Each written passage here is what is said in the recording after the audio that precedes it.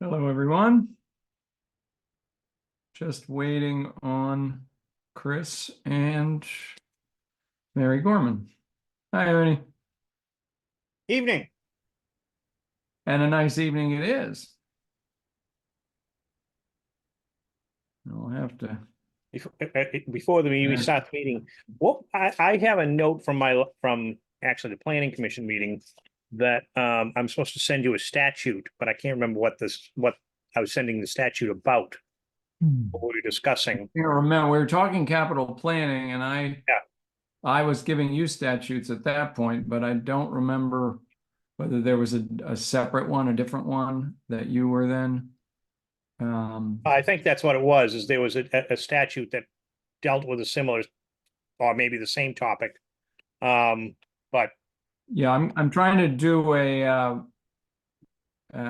summary of the statutes. In talking with Brennan, he was interested in that as well, to say what are the statutes that propagate down from the planning commission base one and then talk all the way through capital planning. So it wasn't. collect that. Do you think it was the thing about the having a planning director versus a zoning administrator? I don't think so. I mean, we've talked about that before. Right, we've talked about it, but I actually haven't mentioned the statute. I just say there's a statute, and then maybe that's what Yeah, it if you was. want to send me the reference, then we can collect Yeah. that. There's Chris. All right, we're gaining on it.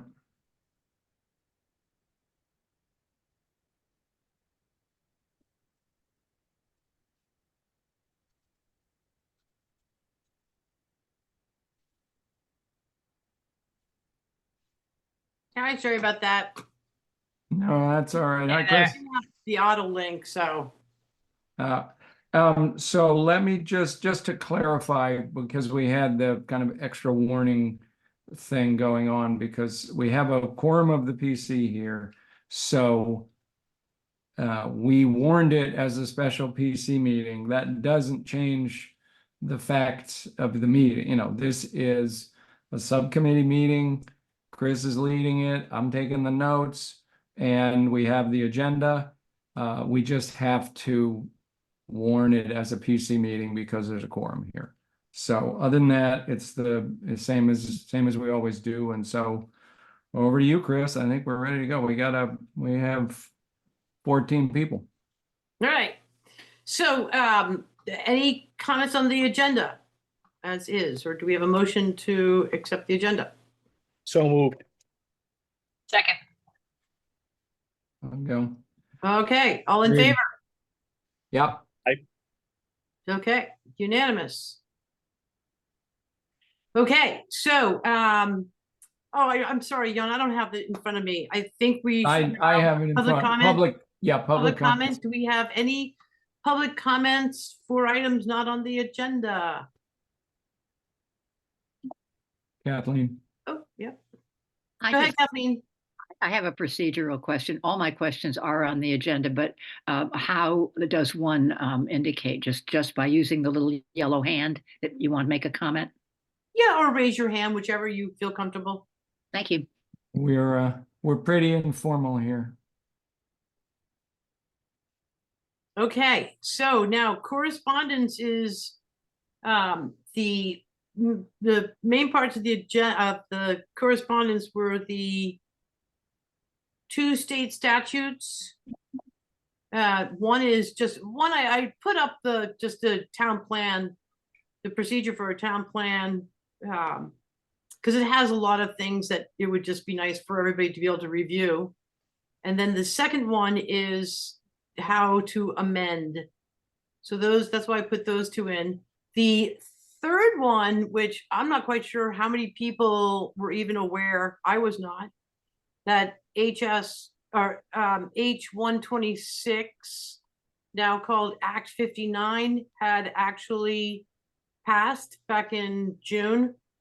And so I just thought that was really fascinating document, so I included that.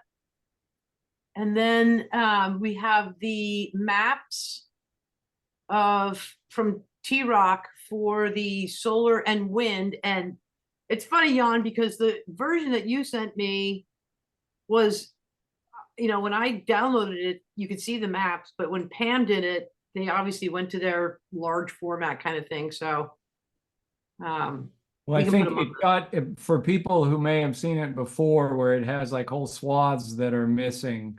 Mary went back and forth with T-Rock and got a corrected version. So the most recent PDF, which just came out actually this morning, isn't corrupted in that way. Okay. So we have a version.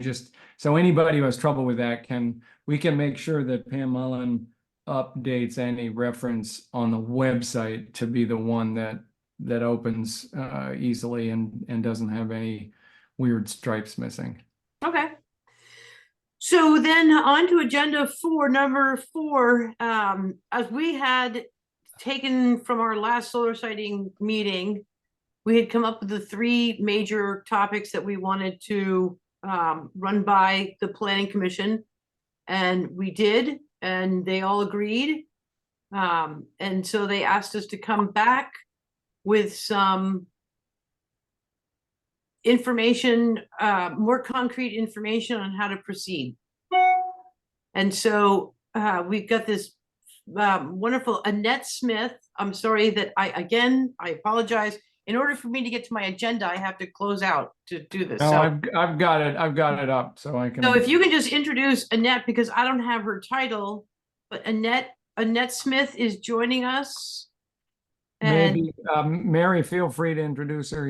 oh yeah, no, great idea. Her greatest, her Yeah. advocate. That's how you got here. Yeah. Annette. It's Mary. Yeah, saying- so I'm really delighted to introduce Annette Smith, who is the president of Vermonters for a Clean Environment. And Annette she can tell you more about her background, but she has lived off the grid for about 30 years. She's a huge advocate of really responsible energy policies and has been a supporter and an advisor to the state, and to cities and towns throughout the state as they work to try to define what their town plan means in the light of and how do they devise a town plan that helps guide them in ways to evolve and develop, and whether in whatever development they want to go to, how do they do that really effectively.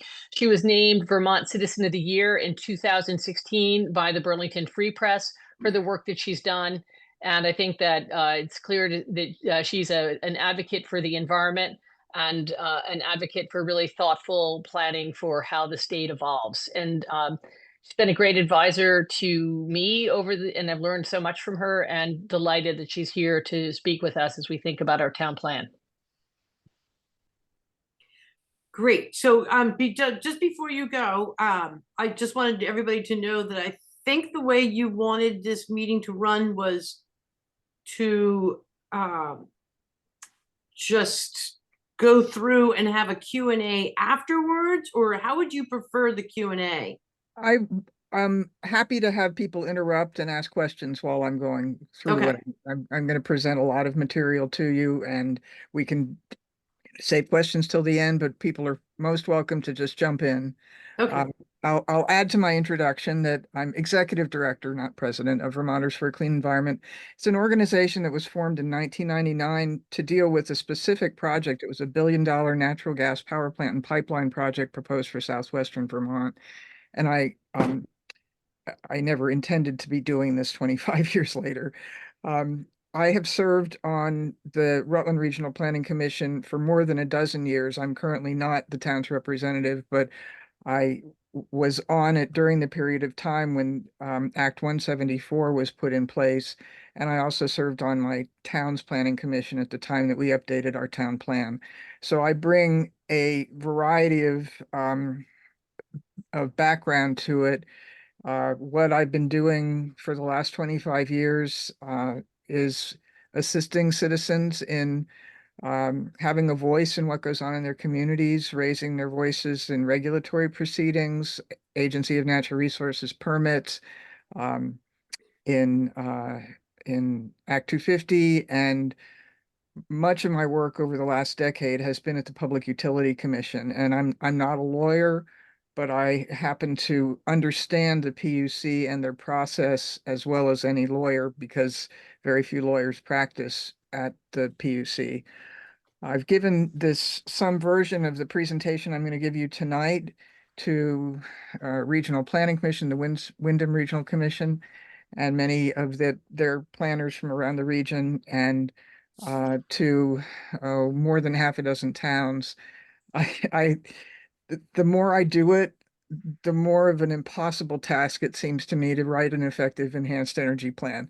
But you all are smart, and I think that you can certainly improve on the plan you have. And so with that, I'm going to share at one point or another 3 different screens. So I'll be going in and out, but the main presentation is the first one that I will share with you. So this is about how to write an effective plan for the Public Utility Commission. And I will note that it's whether or not you want to do an enhanced energy plan, that you can you can update your current plan and not make it an enhanced plan, and it will still have more of a voice than what you have. But there are reasons to do an enhanced energy plan. And I will also note that I'm familiar enough with Norwich to recognize that you have very strong proponents for renewable energy, and you have very strong proponents for conservation, and that somehow your plan needs to reflect those challenges. And the point of the enhanced energy planning really is to identify the places where you want renewable energy sited and where you don't want it. And so that shouldn't be that hard in some respects, although as we go through, I will show you why I think Norwich in particular is very challenging. So planning is, I view it as a three-part process these days. It used to be the third bullet here, your vision for the future. And when I got on the Rutland Regional Planning Commission, Mark Blucher was the executive director, and he was fiercely opposed to using uh, plans in the regulatory proceeding. His father was one of the authors of Act 250. He said plans are supposed to be visionary, and yet now here we are. So the first part that I'm going to show you is the enhanced part, which is to meet the Department of Public Service standards and to get certified. However, those standards have really nothing to do with what the Public Utility Commission is looking for. So I've reviewed a lot of plans that have uh, all the standards met, and they don't have any useful language for the PUC to use to help guide the decisions.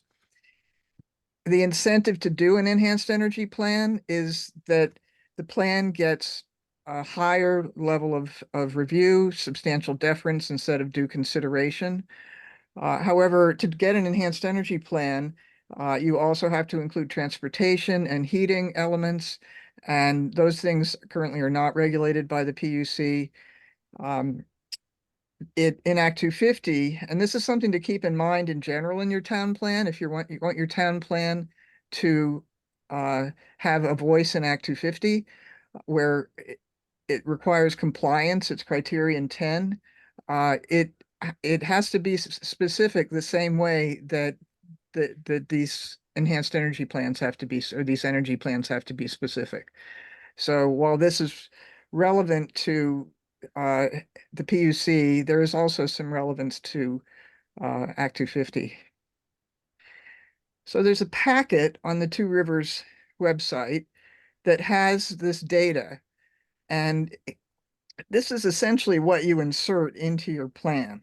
I put a link to it there, and it's from 2017. And so I'll show you where I think there is more current data, but you will want to get a current data packet. And it has all of the statistics for your town, and this is the sort of thing that you insert into your enhanced energy plan. And you write some text that's related to transportation, to heating. Given that your town has a very active energy committee, I'm sure that they could contribute to whatever is necessary in terms of what data they've gathered in the town. I did look at the website. It hasn't had a lot of activity lately, but you've got a very engaged energy committee in many respects. And so some towns that I presented to object to just inserting the data. It was kind of interesting when I attended a preliminary meeting with a lot of the regional planners that came to Rutland. And there was someone from the Lamoille County Regional Commission who said, well, we have our own data. And should we just extrapolate out using our data? And the response was no, just use the LEAP model data that you're being given. And so people didn't feel like it was really that accurate. So some towns are saying, look, we got this data. It doesn't mean that we agree with it. And a couple of towns that I have presented to have used language something like this. So as part of your packet, this is one of the more useful things in terms of looking at where to site. It is got the three-phase power lines. It's got the transmission lines. It has a legend thing for substations, but you actually don't have any in town. I'll show you where they are. And then it has the different markers for solar and hydro, which are actually doesn't show anything. But these three-phase lines are the sorts of things that can guide you in looking to places where a developer may come and apply for a project. And that's one of the challenges in writing a plan that reflects where you want it and where you don't want it, is that you kind of have to imagine where a developer may come and propose a project. And so the location next to three-phase power line is one of the more likely ones. The location next to a transmission line, possible, but not quite as likely. So then you get the maps. And so this is your solar map. I also have the wind map, and I didn't do anything with wind in this because this was the solar subcommittee, but something similar can be done with wind. They also, most RPCs give you a hydro map and a biomass map, but really most everyone is focused on the solar potential. And I'm going to show you in Google Earth how I have used these maps to really zero in on what these areas are. Your key here is that dark green is prime, no constraints with 1 mile three-phase power, and then there is no constraints or possible constraints, that's green prime.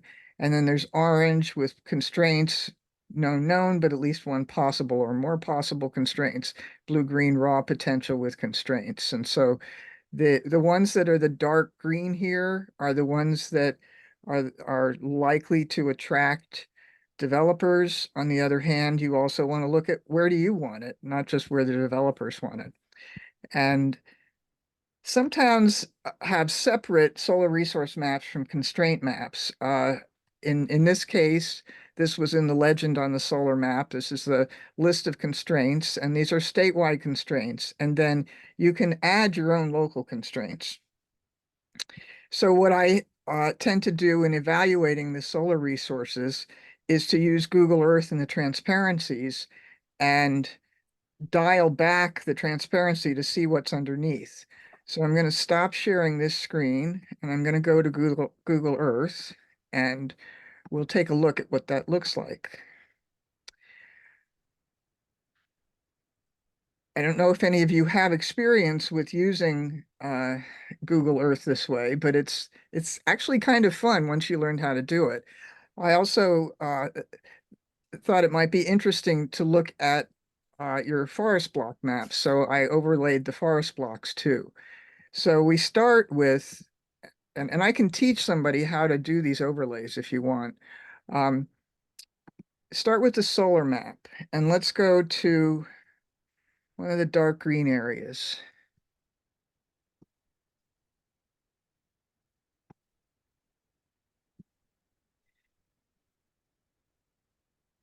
When we first started looking at these things at the Regional Planning Commission, a lot of people objected because they said, well, we're making decisions about people's private property, which it can be an issue for some people. So when you dial this back, the transparency, you can see what's underneath it. And so this has got solar resources marked in green. And then underneath them, you see it's mostly fields. There is some forest.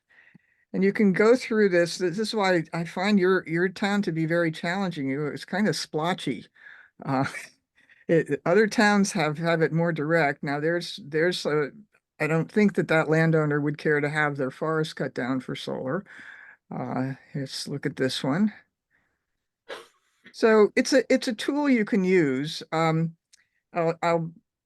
was looking at these things and noticing there's the Upper Loveland Road project, and it is actually not shown as a solar resource on the map, or much of one. And so that's the other challenge, is trying to identify where a developer might come. And the obvious thing is usually near power lines, but here's that site, and it has very little map solar resource. So even when you're trying to use this map, I mean, I have a meadow that's a solar resource that doesn't show up. And a similar problem with prime ag soils. The meadow that I have is shown as being prime ag soils when it actually is something my cows won't go on. So then if we look at this, this is your forest block map, And so you can do another similar thing and dial it back and see what's underneath it. You can have the solar resource map on or off. And so there are a lot of different ways that you can use these to actually play around with from a mapping perspective, where it is that you might want to consider saying, yes, we want solar here, or no, we don't want solar there. You can have a preferred sites map, and some towns have done it. This is Sudbury. What they did was somebody on the planning commission went around and talked to landowners all over the place and found these two parcels, and they put it on the map. And in no time, a developer came in. This was fairly early on in the whole enhanced energy planning process. Developer came in, two different developers to develop those sites. This was recommended to a town in the Two Rivers, I guess you call it T-Rock, where they recommended that the whole town should be that showed as a solar potential should be a solar site. And your town actually is sort of like that right now. You've got uh, the whole town is a preferred site, except for a few different areas. Um, I recently did a little, I call it exercise in looking at how town preferred site maps, how town plans had done preferred site maps. And I'll give you links to all these different things so you can look at it. So I started looking at these different plans. Weybridge has a very good plan that existed at this link until I don't know, it was there a month or two ago, but it's not there now. But these other plans are. And so you can look at in Addison County how they've done preferred site maps. And then I also pulled some from Bennington County, and they've done it a little differently. This is Bennington. That's their old landfill. And they have seen, I think there's a proposal right now for a solar project here. Some of these are in their industrial park, and I think that they've had some development of solar there. And it is doing what is desired, which is guiding the development to where they want it. This, however, turned into a very large project, and I kind of gave up after Addison and Bennington counties, but they're the names of the towns. Um, the Central Vermont Planning Commission is not doing preferred sites. I don't think Wyndham is, so it's an option that you can do, but you don't have to. The change in the net metering law that has taken effect as of March 1st still allows for developers of projects 151 to 500 kilowatts to get a preferred site letter. However, it now has to be gotten after the 45-day advance notice is filed in EPUC. And there's some language in there about that I think that the boards are supposed to certify that it is in compliance with the town plan. They have updated the language based on some experiences. So to achieve your energy compliance used to be the Department of Public Service, now it would be from Two Rivers. You insert the data, you insert your resource maps, your constraint maps, you add some narrative, you can list the known constraints, you can add your local constraints, and then there's a whole lot of other stuff that you get to go through to get Act 174 determinations. And they've updated things as of 2024. So there's a guidance document as of 2024. There is a generation scenario planning tool, and that's an Excel document. And we'll look at that briefly. I'm not a big fan of Excel, but it's something that is to enable you to fill in the blanks on things. So this gives you the instructions, and then it has your generation targets and the different regional planning commissions. And then it shows your population and land area, your rooftop area. the solar that you currently have installed. I think this is from 2020. I'm not positive the date of this, and then the current annual production. This all before this law was put in place, there was a solar siting task force, and we video recorded and attended the meetings. And during that discussion, the idea of every town having a different target or a different quota was very much discussed, but it was actually discarded because they started looking at different towns and realizing that different towns some towns don't have the solar capacity. I just looked at one that has very little solar capacity. So, and in the Rutland region, we have Killington and GE and Omea, all very large energy users. And so one of the questions we've had is, are we supposed to supply all the power for those big businesses? In my town of Danby, we have the largest underground marble quarry in the world, and they use a lot of electricity. And so when you look at what your, I guess they call them your targets are, just keep that in mind, that I would call it more of a goal. I don't think that every town is expected to, even though this is how it's being presented right now. So now we're going to go back.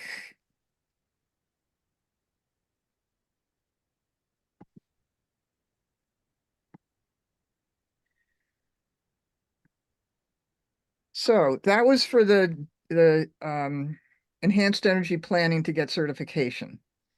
And I think it looks a little daunting, especially when you start looking at the Department of Public Services guidance on things, but it's really not that hard. I've looked at a lot of enhanced energy plans, and they really just follow a formula. You just stick in the data, you stick in the maps, you write what you want to write, you have some text, and it's not that hard. But what's missing is usually the language that's useful to the Public Utility Commission. So this involves land conservation measures and aesthetics, future land use maps or districts, and specific policies. And it can include preferred site maps. This is the part of the statute, and there's the link to the statute there, that shows the difference between an enhanced energy plan or a regular energy plan.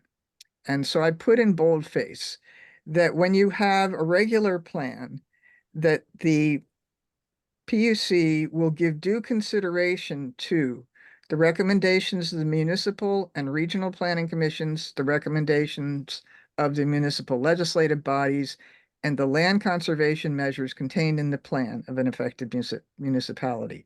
So that's 4 separate items. Now, how those are balanced, that's up to the PUC. I have heard of a case where a planning commission and the select board took opposite positions. I think it was a cell tower case. I haven't found it, but each body is a separate body, and it does not have to agree. Some towns want to march in lockstep. They want the planning commission and select board to agree, but the PUC doesn't look at it that way. And I just did a review of PUC solar cases for the years, for 3 years, 2021, 22, and 23. I looked at every CPG that was issued and a lot of other data and developed a spreadsheet and found that it is really not very common for towns to offer their recommendations at all. Regional planning commissions, Rutland is one that does a good job of it.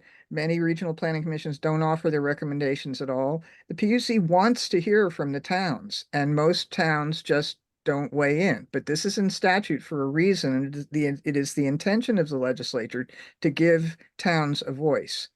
Now we'll skip down to this part, which is the enhanced energy part, where you get substantial deference to the land conservation measures and specific policies. And this is the big difference. Up here, it's just the land conservation measures in the plan. But note, this doesn't include the recommendations of the municipal regional planning commissions and the municipal legislative body. This is specific to your plan.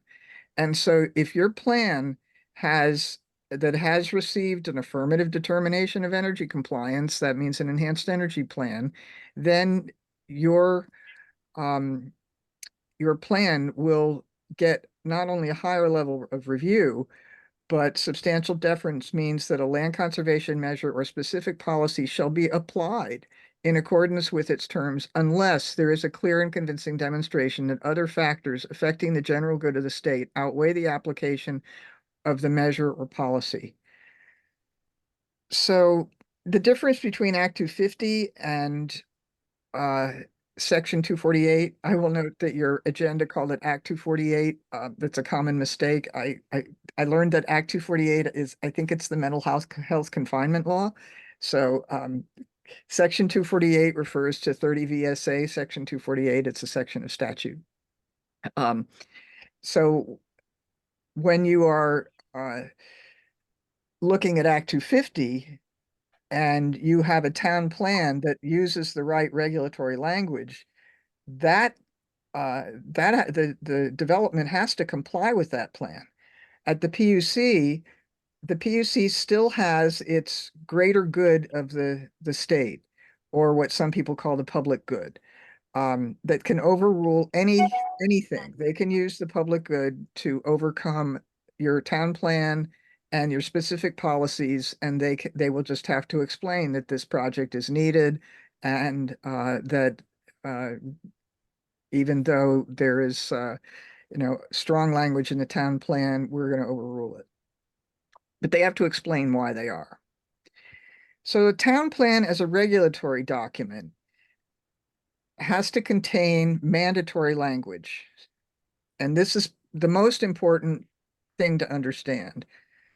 Should, encourage, discourage, avoid, minimize, none of that matters. That's not enforceable. It's meaningless to the PUC.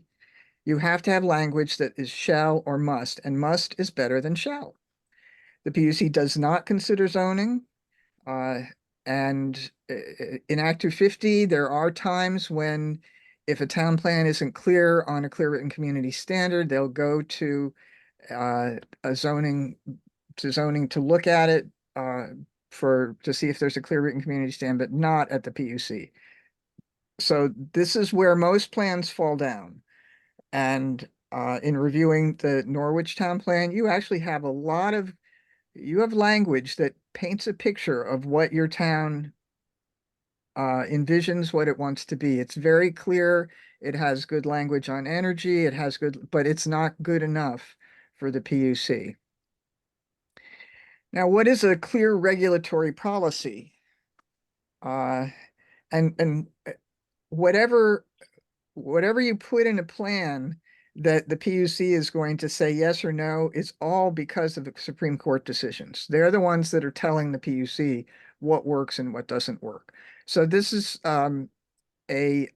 two different court decisions. The Supreme Court found that a regional plan's specific injunction against residential development on slopes of more than 20% created a clear regulatory policy, whereas the town plan that stated that development was inappropriate on the steepest slopes did not define steepest.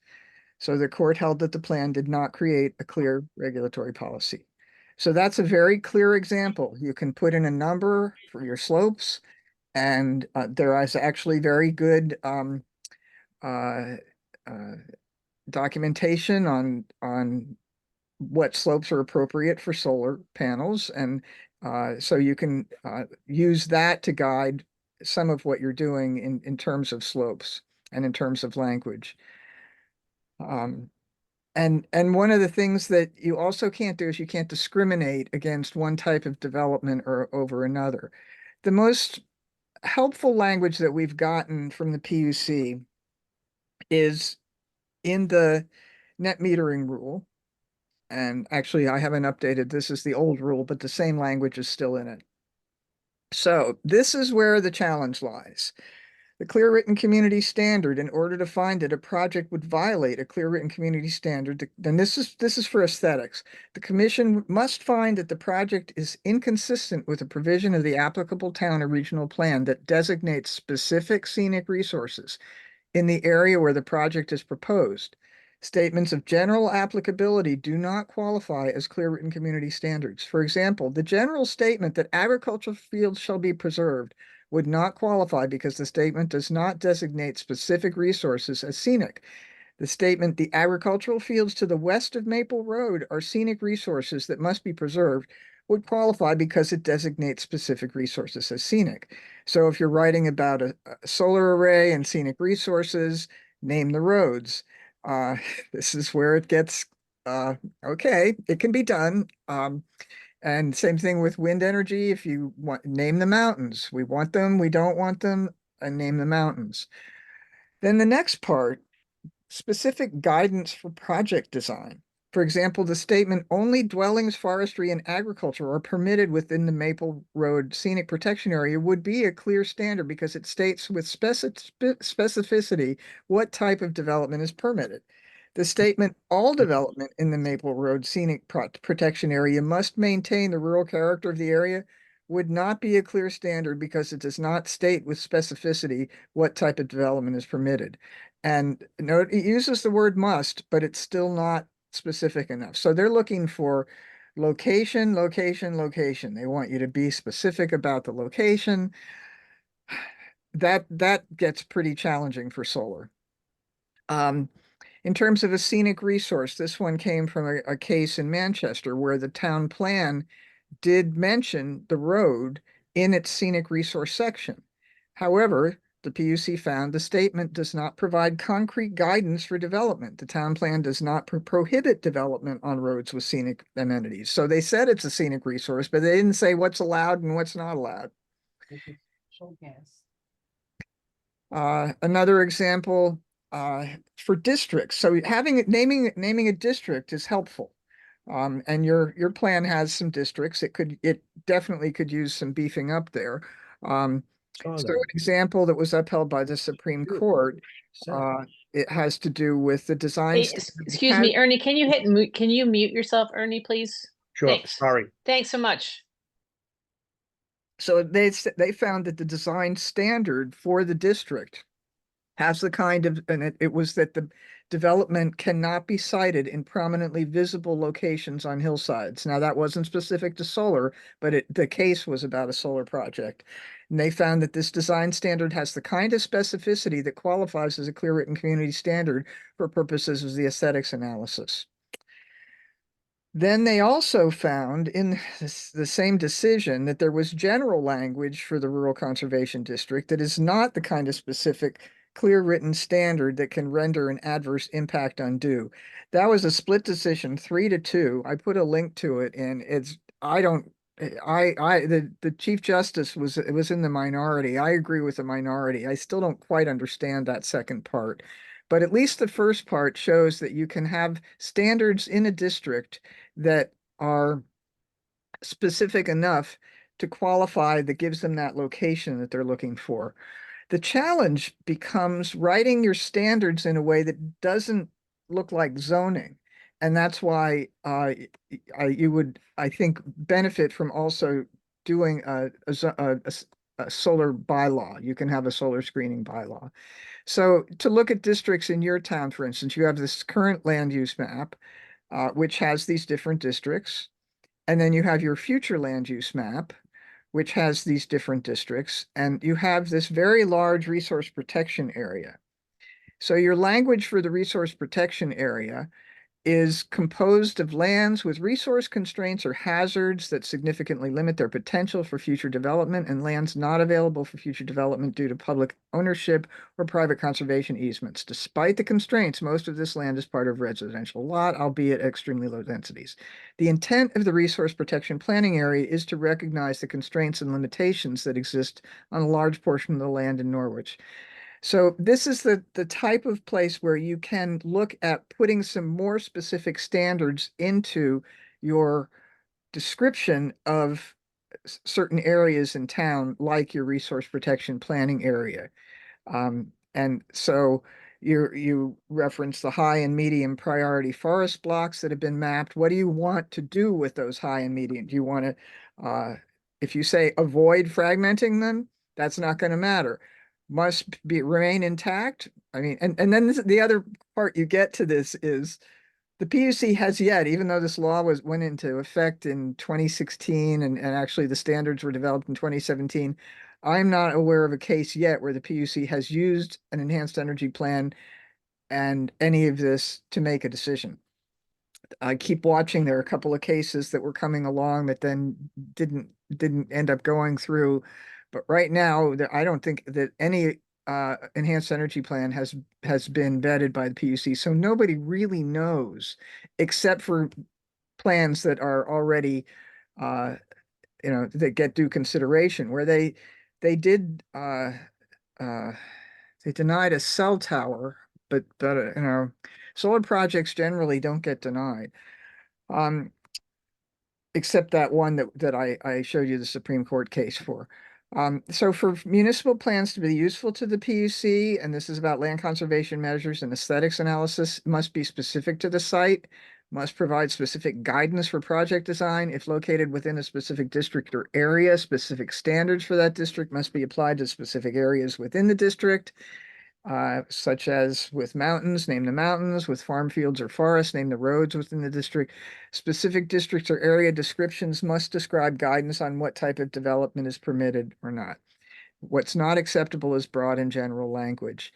I put in some ideas for what you could put in solar screening bylaw or work into a town plan.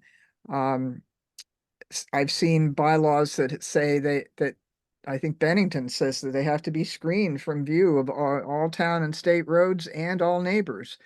I highly recommend that you pay attention to glare. I'll show you why in a minute. And some of these are ideas just to think about. I mean, solar arrays must not be sited on prime statewide ag soils as shown on the ANR Atlas. Well, whether that would work, I don't know anyway, because is it specific enough? But there may be areas in town where you definitely don't want a solar array on a particular prime ag soil field.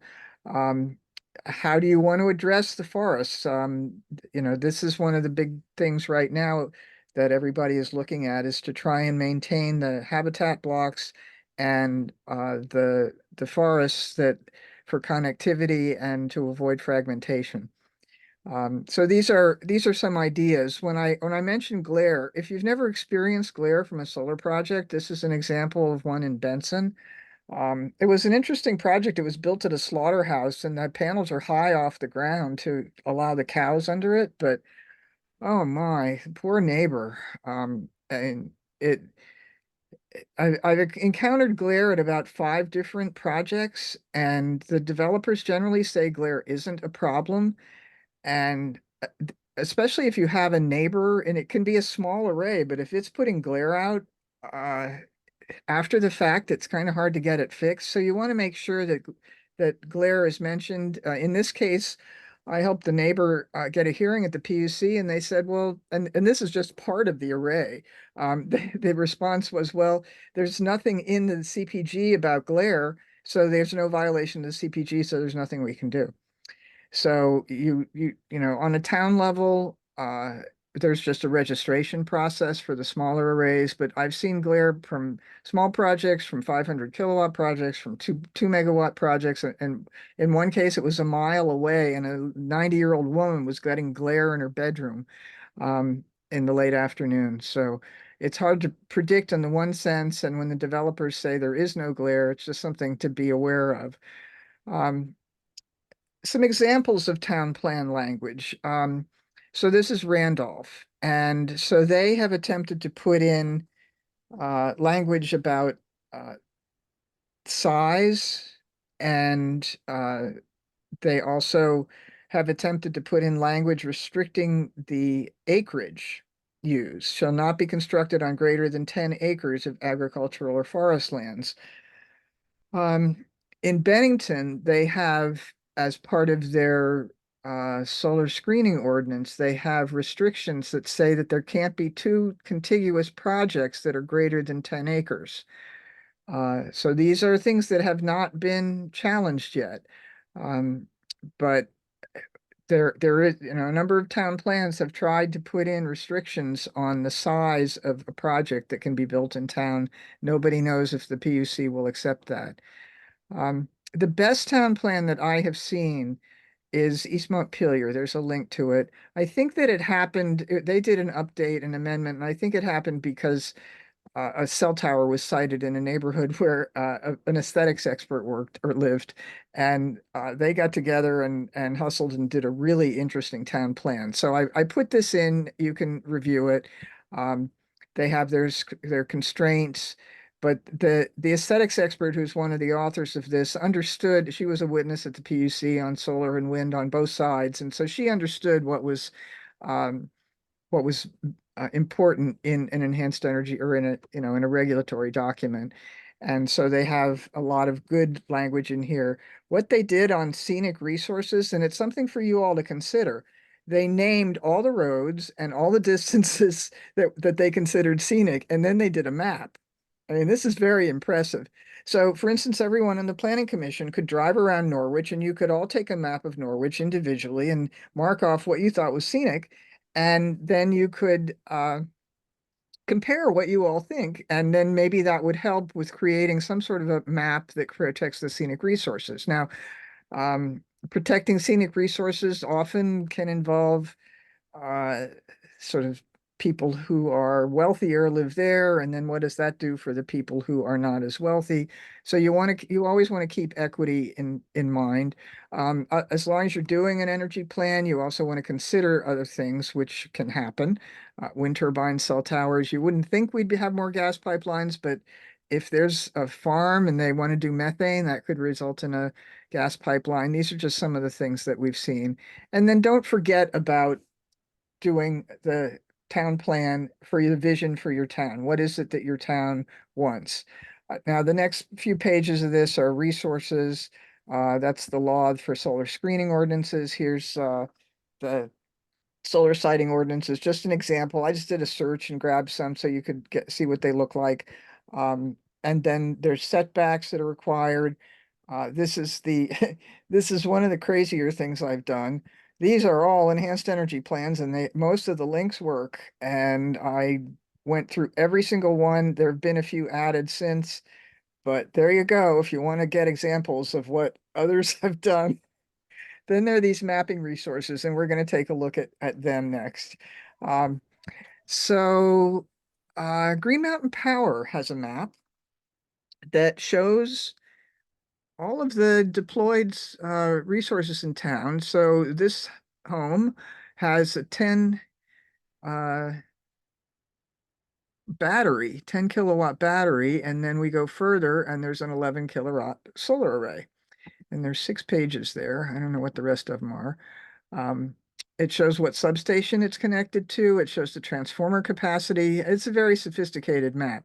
So you can look through this and see that you have a lot of solar, and as I was looking through it, you have a lot of battery. You don't have a substation in town, but there are 3 substations down here. The Wilder one has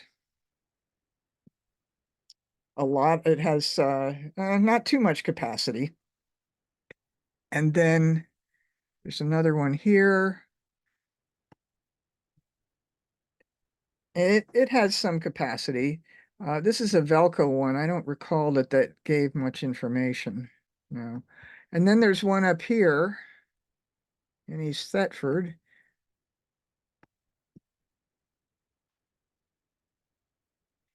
And it has a lot more capacity. So, and that does connect into some of what you have in your system.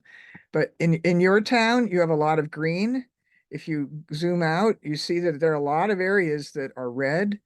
And so that means that there's a lack of transformer or distribution or substation capacity. I'm over in this area, and this whole western side of the state is just doesn't have the substations or transformers. In my town of Danby or in Tinmouth next to it, to do anything with building out more distributed energy, it needs a substation. So you are in a rare position compared to a lot of towns in that you do have capacity to electrify a lot more than others. Some other maps, this one is the three-phase map.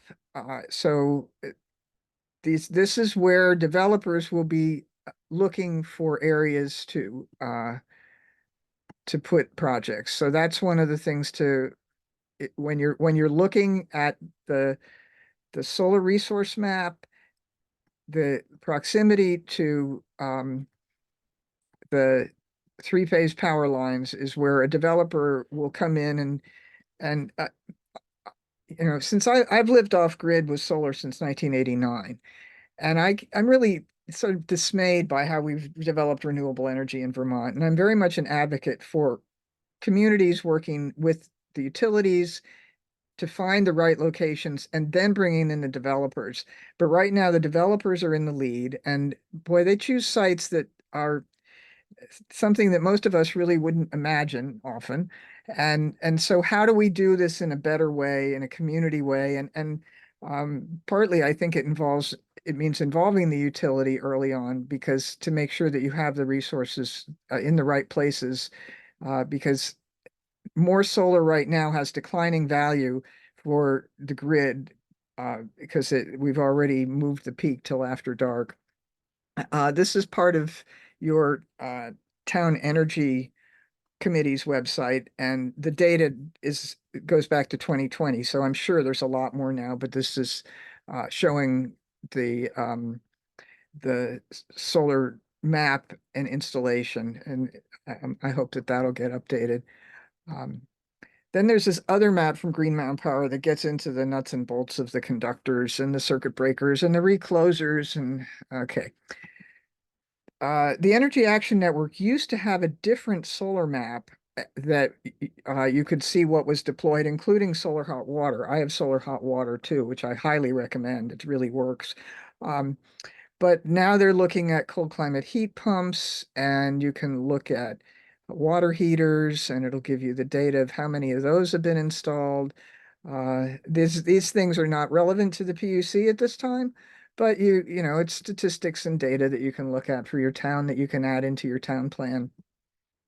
Okay, now the constraints for enhanced energy planning. There are actually two different online databases that kind of look like a mess, but I've found that the best way to look at them is to turn off all the layers and then start over. And and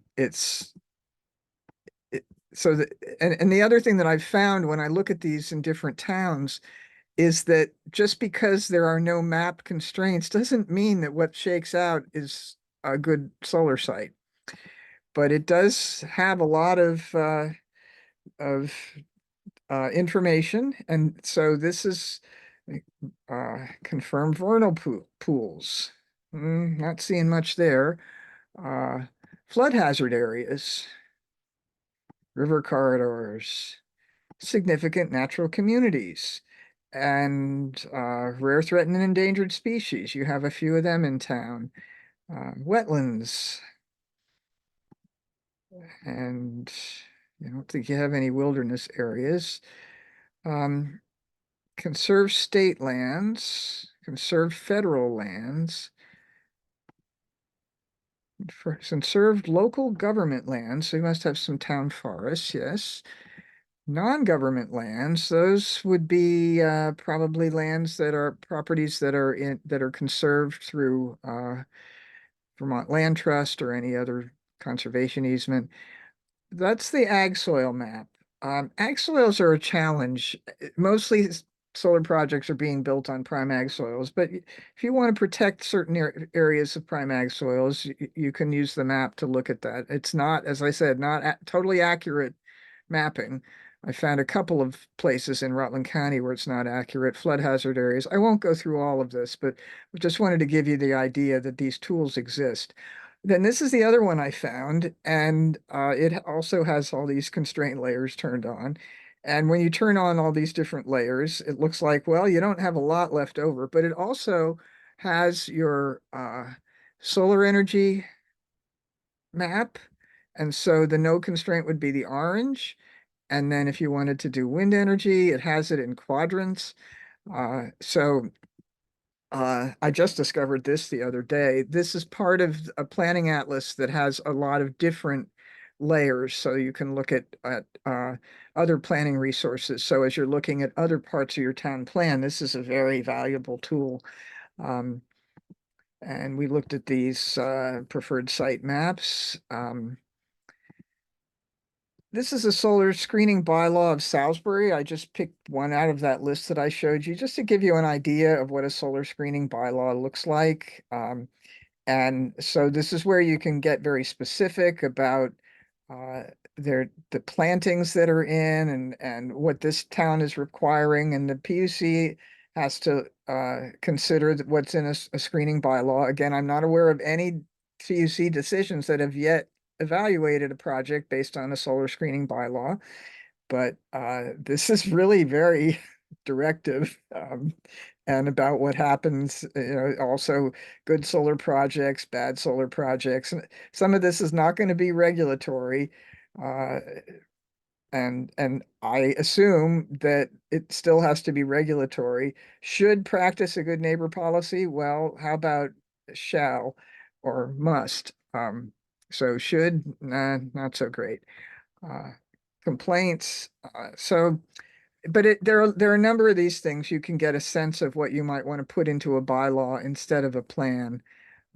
And that would be a place to put language, say that a solar array shall not produce glare at a neighboring property, and if it does, then X number of things have to happen.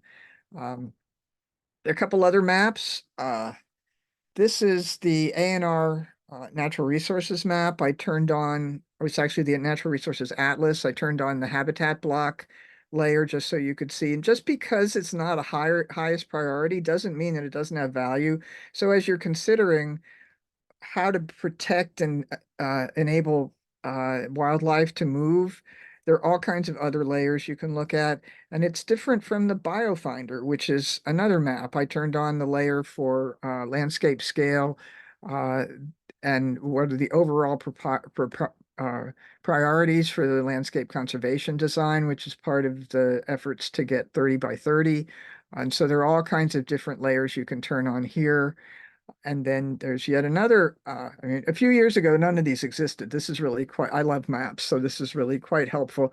I turned on the LiDAR hillshade map because I find it to be really interesting and LiDAR is they're doing a lot more on the state level with upgraded LiDAR, but you can really get a sense of the topography of areas and the details of a site by using that LiDAR layer. And there are a lot of other layers on this.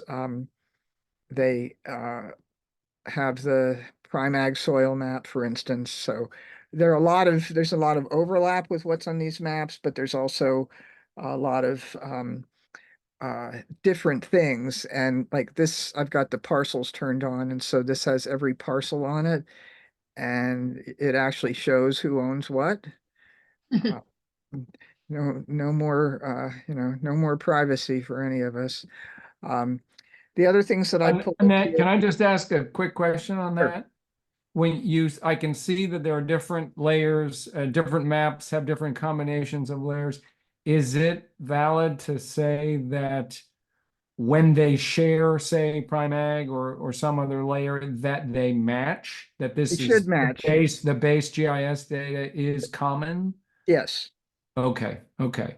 These So- are all products of the Vermont GIS program. And so So they're slicing and dicing the same data in different ways or in in different different combinations. ways, Okay. in a way, it sort of drives me nuts because I go find something, and then I can't remember which map it's in. But I know that the parcel map, so this is the one I generally go to first. I often want to look at the parcel maps, and this is where I will start. But the map that does the best job, because stormwater is now a big issue, the map that I found that does the best job of showing that is actually this Act 174 screening layer. That I found it very hard to find the surface waters on those other maps, but this is really very good at showing that. And then it also has the flood hazard areas too. So finding the streams on some of these maps is surprisingly difficult. And then I pulled up your town plan, which I'm sure you're all aware of. One of the things that I do when I look at town plans is I'll do a search for the word must. So we'll look at what your town plan says for must. You have 12 references. It says it must be compatible with the regional plan, process by which town plans must be adopted, found throughout, must be considered. Norwich, like any community, has competing objectives and must be balanced. This is part of your renewable energy project citing standards. So it's an interesting use of must, but it doesn't really have a lot of meaning except to say that there has to be a balance.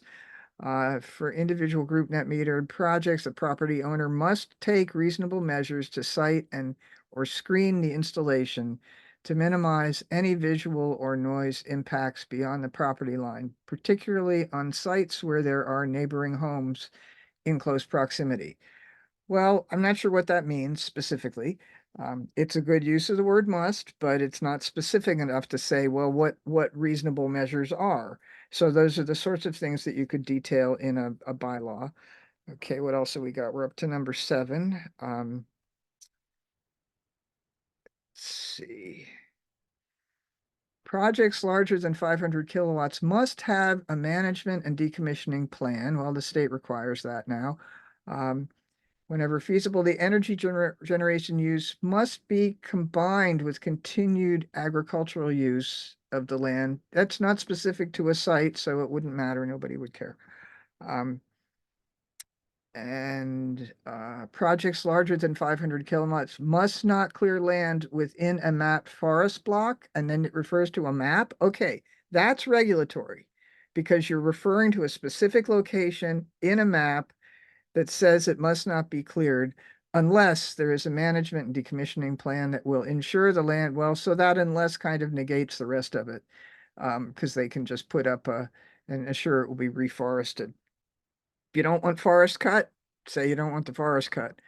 Now we're up to number 11. That's about the school. And number 12 is that to maintain eligibility, Norwich must continue to regulate development in the floodplain. So I did shall, but there's nothing useful in shall in your town. But that's something that to use as a guide in terms of how to evaluate a plan and whether or not the language is regulatory. The energy packet data that I found is this is the TROC's website, and for Norwich, the town plan. And the energy planning packet has in it the that data from 2017. You'd want to go to them and ask them for more current data if you're going to do an enhanced energy plan. It also has the corrupted solar map. So we've looked at Act 174, the guidance document, and this was the wind energy potential map, which also could be overlaid on Google Earth and do something similar with.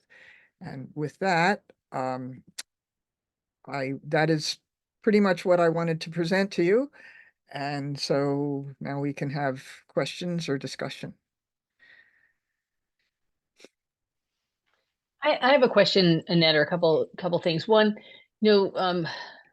last week when we were talking about when this group convened, and the reason we came together and asked you to come and join our conversation, it was we had there had been a proposal to put a solar panel up on land that I know you lived on at one point, so you know the land very well. Yep. And the committee approved it. There were a couple of us. I was a citizen, not a member. I am still a citizen, but I was not a member of the committee then. There were a couple of us who, questioned whether or not it was the appropriate. How do we make this decision? Like, and what do we use right now as the planning commission to decide whether or not we support this or not? Because it was in a ridgeline, and we, the planning committee at the time, I was not a member, voted to approve it, and then the TRORC turned that down, and that led this group to have a conversation, which then returned to the planning committee about, what specifically is our remit in looking at a plan that's going to the PUC, how is that different from what the select board looks at? How is that different from what the TRORC looks at? So how do we understand so that's one question. And then another question is, if the planning commission wants to start to think about how do we make this town plan, really as effective as it can be for the town as it thinks about moving forward, what are the steps? What are the first 3 steps that we take? Or maybe beyond that, but just kind of what's the bite size? But So those are two big questions. So sorry about that. I did look at that project. My first reaction was it's fragmenting it's like carving out a hole in a forest block. And I think that was the T-Rock's response to it and so to me, it was pretty obvious. Now, we just looked at your town plan language that says you shall not fragment a forest block, although I think that was for over 500 kilowatt projects, and this wasn't as large as that. Um, so I was kind of surprised by that T-Rock letter, frankly, but I also think it was the right decision. But to it, I think have you seen, for instance, I seem to recall that T-Rock has a standard form that they use to look at evaluating preferred site letters. Have you seen that? You should ask them for it, because I'm pretty sure that I saw one at one point. Now, I have worked in some other towns in that district, but I can't recall it being in any other regional planning area. So I think that they have a standard form letter that would be very helpful for Mhm. you. I mean, you're not the only ones who've asked for this, but I seem to think that they have one. But your role as the planning commission, when these things come to you, is to determine whether or not the project complies with your town plan. That is your specific role. Um, the select board's role, if there was, for instance, a solar screening bylaw, they would be the ones to say, does it comply with the bylaw? Because those are usually sort of they're in a gray area. They aren't really at the DRB. They aren't really at the planning commission, but what is so select boards have the opportunity to look at other things than the town plan. They can look at the town plan, but they can also look at uh, the the economic issues, is it good for our town? They can make recommendations on any of the criteria of Section 248, and there are quite a few of them. I didn't get into the Section 248 criteria today, or I've given presentations on those, but uh, they're extensive. And for instance, greenhouse gas emissions. So there's a lot of discussion now about whether or not cutting forests uh, is is appropriate for solar projects. And the developers will say that the solar project will offset more emissions from a regional gas plant, whereas the values for the forest are greater for carbon storage and sequestration. And so those are these types of arguments or discussions that can take place.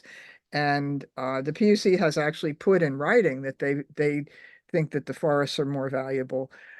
So those are the kinds of things that select boards can look at all of the criteria, not just what a planning commission would look at. And then the regional planning commission, I mean, didn't they say that it didn't comply with the town plan or something? I mean, usually the regional planning commission looks at whether it complies with the regional plan.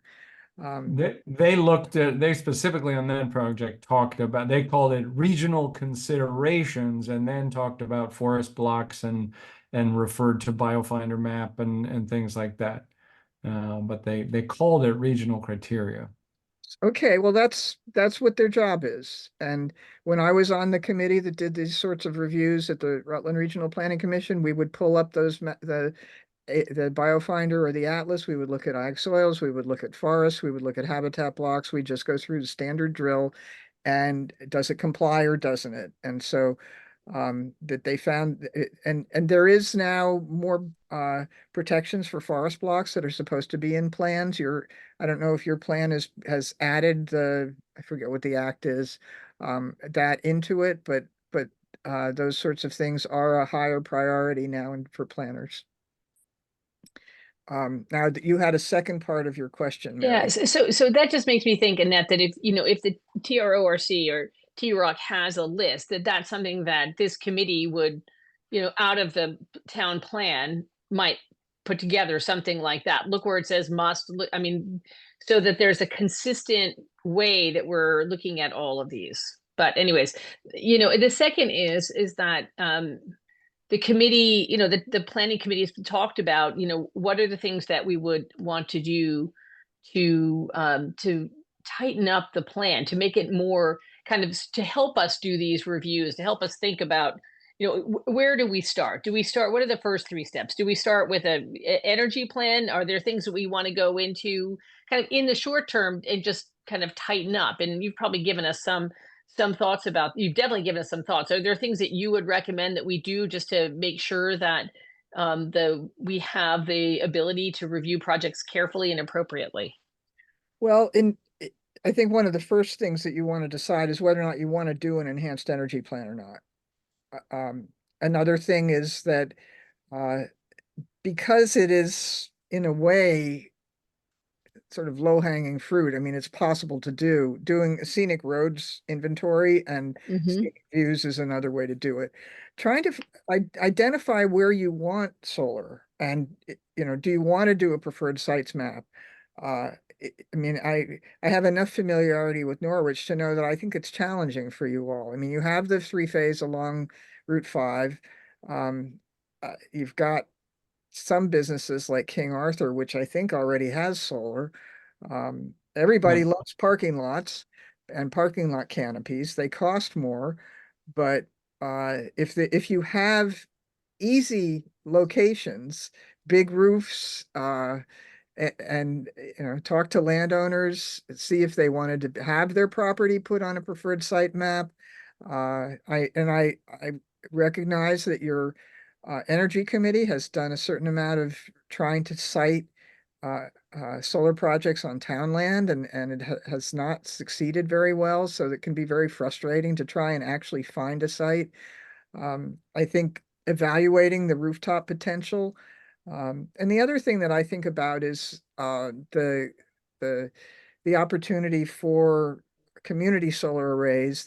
There's likely to be some funding coming down through the Department of Public Service that applied for a grant that I think they'll be hearing from soon that will support community solar. So you have people in town who can't afford or don't have a location to put a solar array.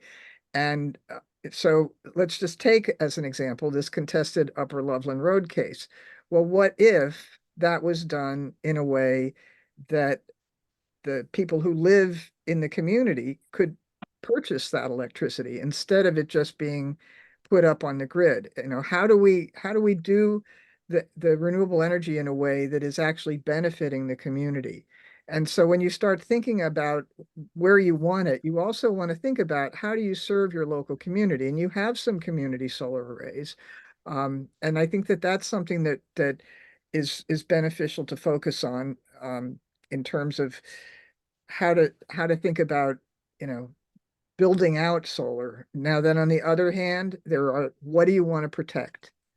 So I would suggest maybe you get some Conservation Commission input on that. What are your areas that are kind of like, we don't want to see development in this area.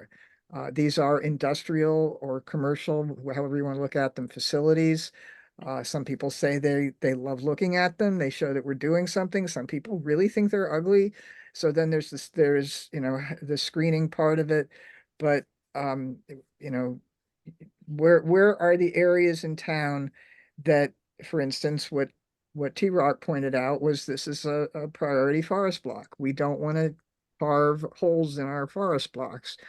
Wildlife habitat connectivity, those you need to get very specific in terms of what you want where in your town and what you want to protect. And I know that's a very vague answer to a very specific need, but where do you start? I mean, start with where do you want it? Where do you not want it? What can you protect? What's easy? And take it from there, I think. Ernie, Thank you you. got your hand up. Yeah, I just wanted to ask, I got a few questions. I don't know if I'll ask them all once, but um, one of the things that really caught my attention was all the maps.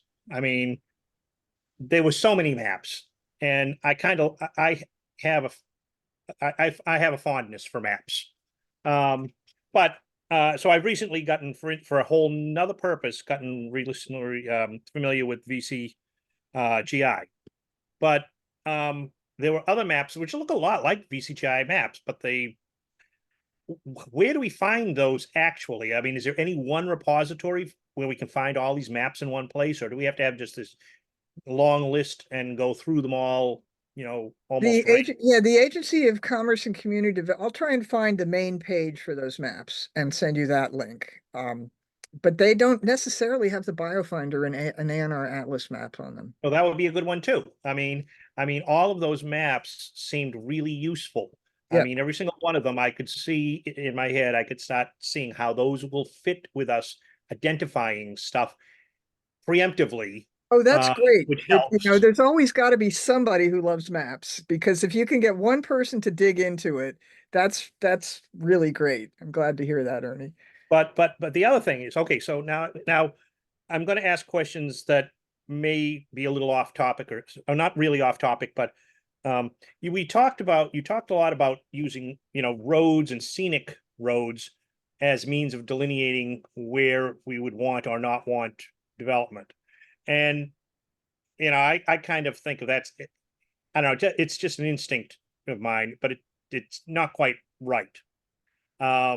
As a means of developing things. But again, this is also my map thing.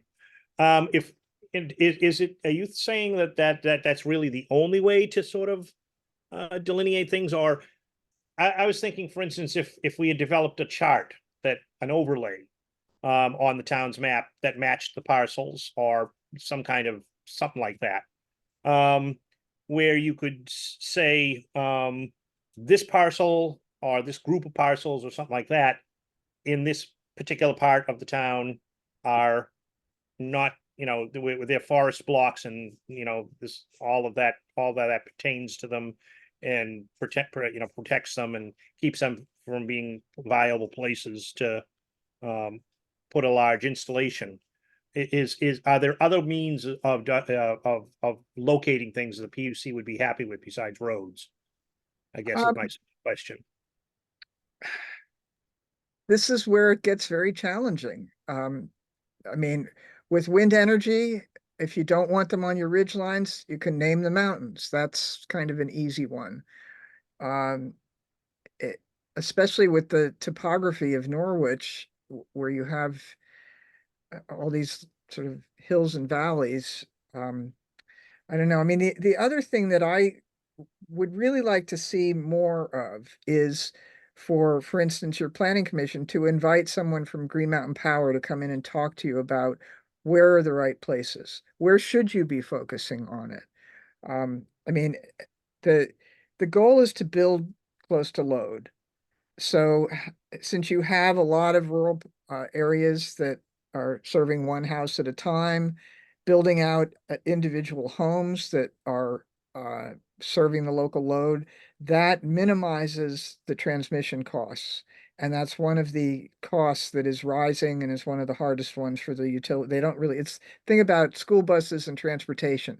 They have no control over it. They just got to pay the bill.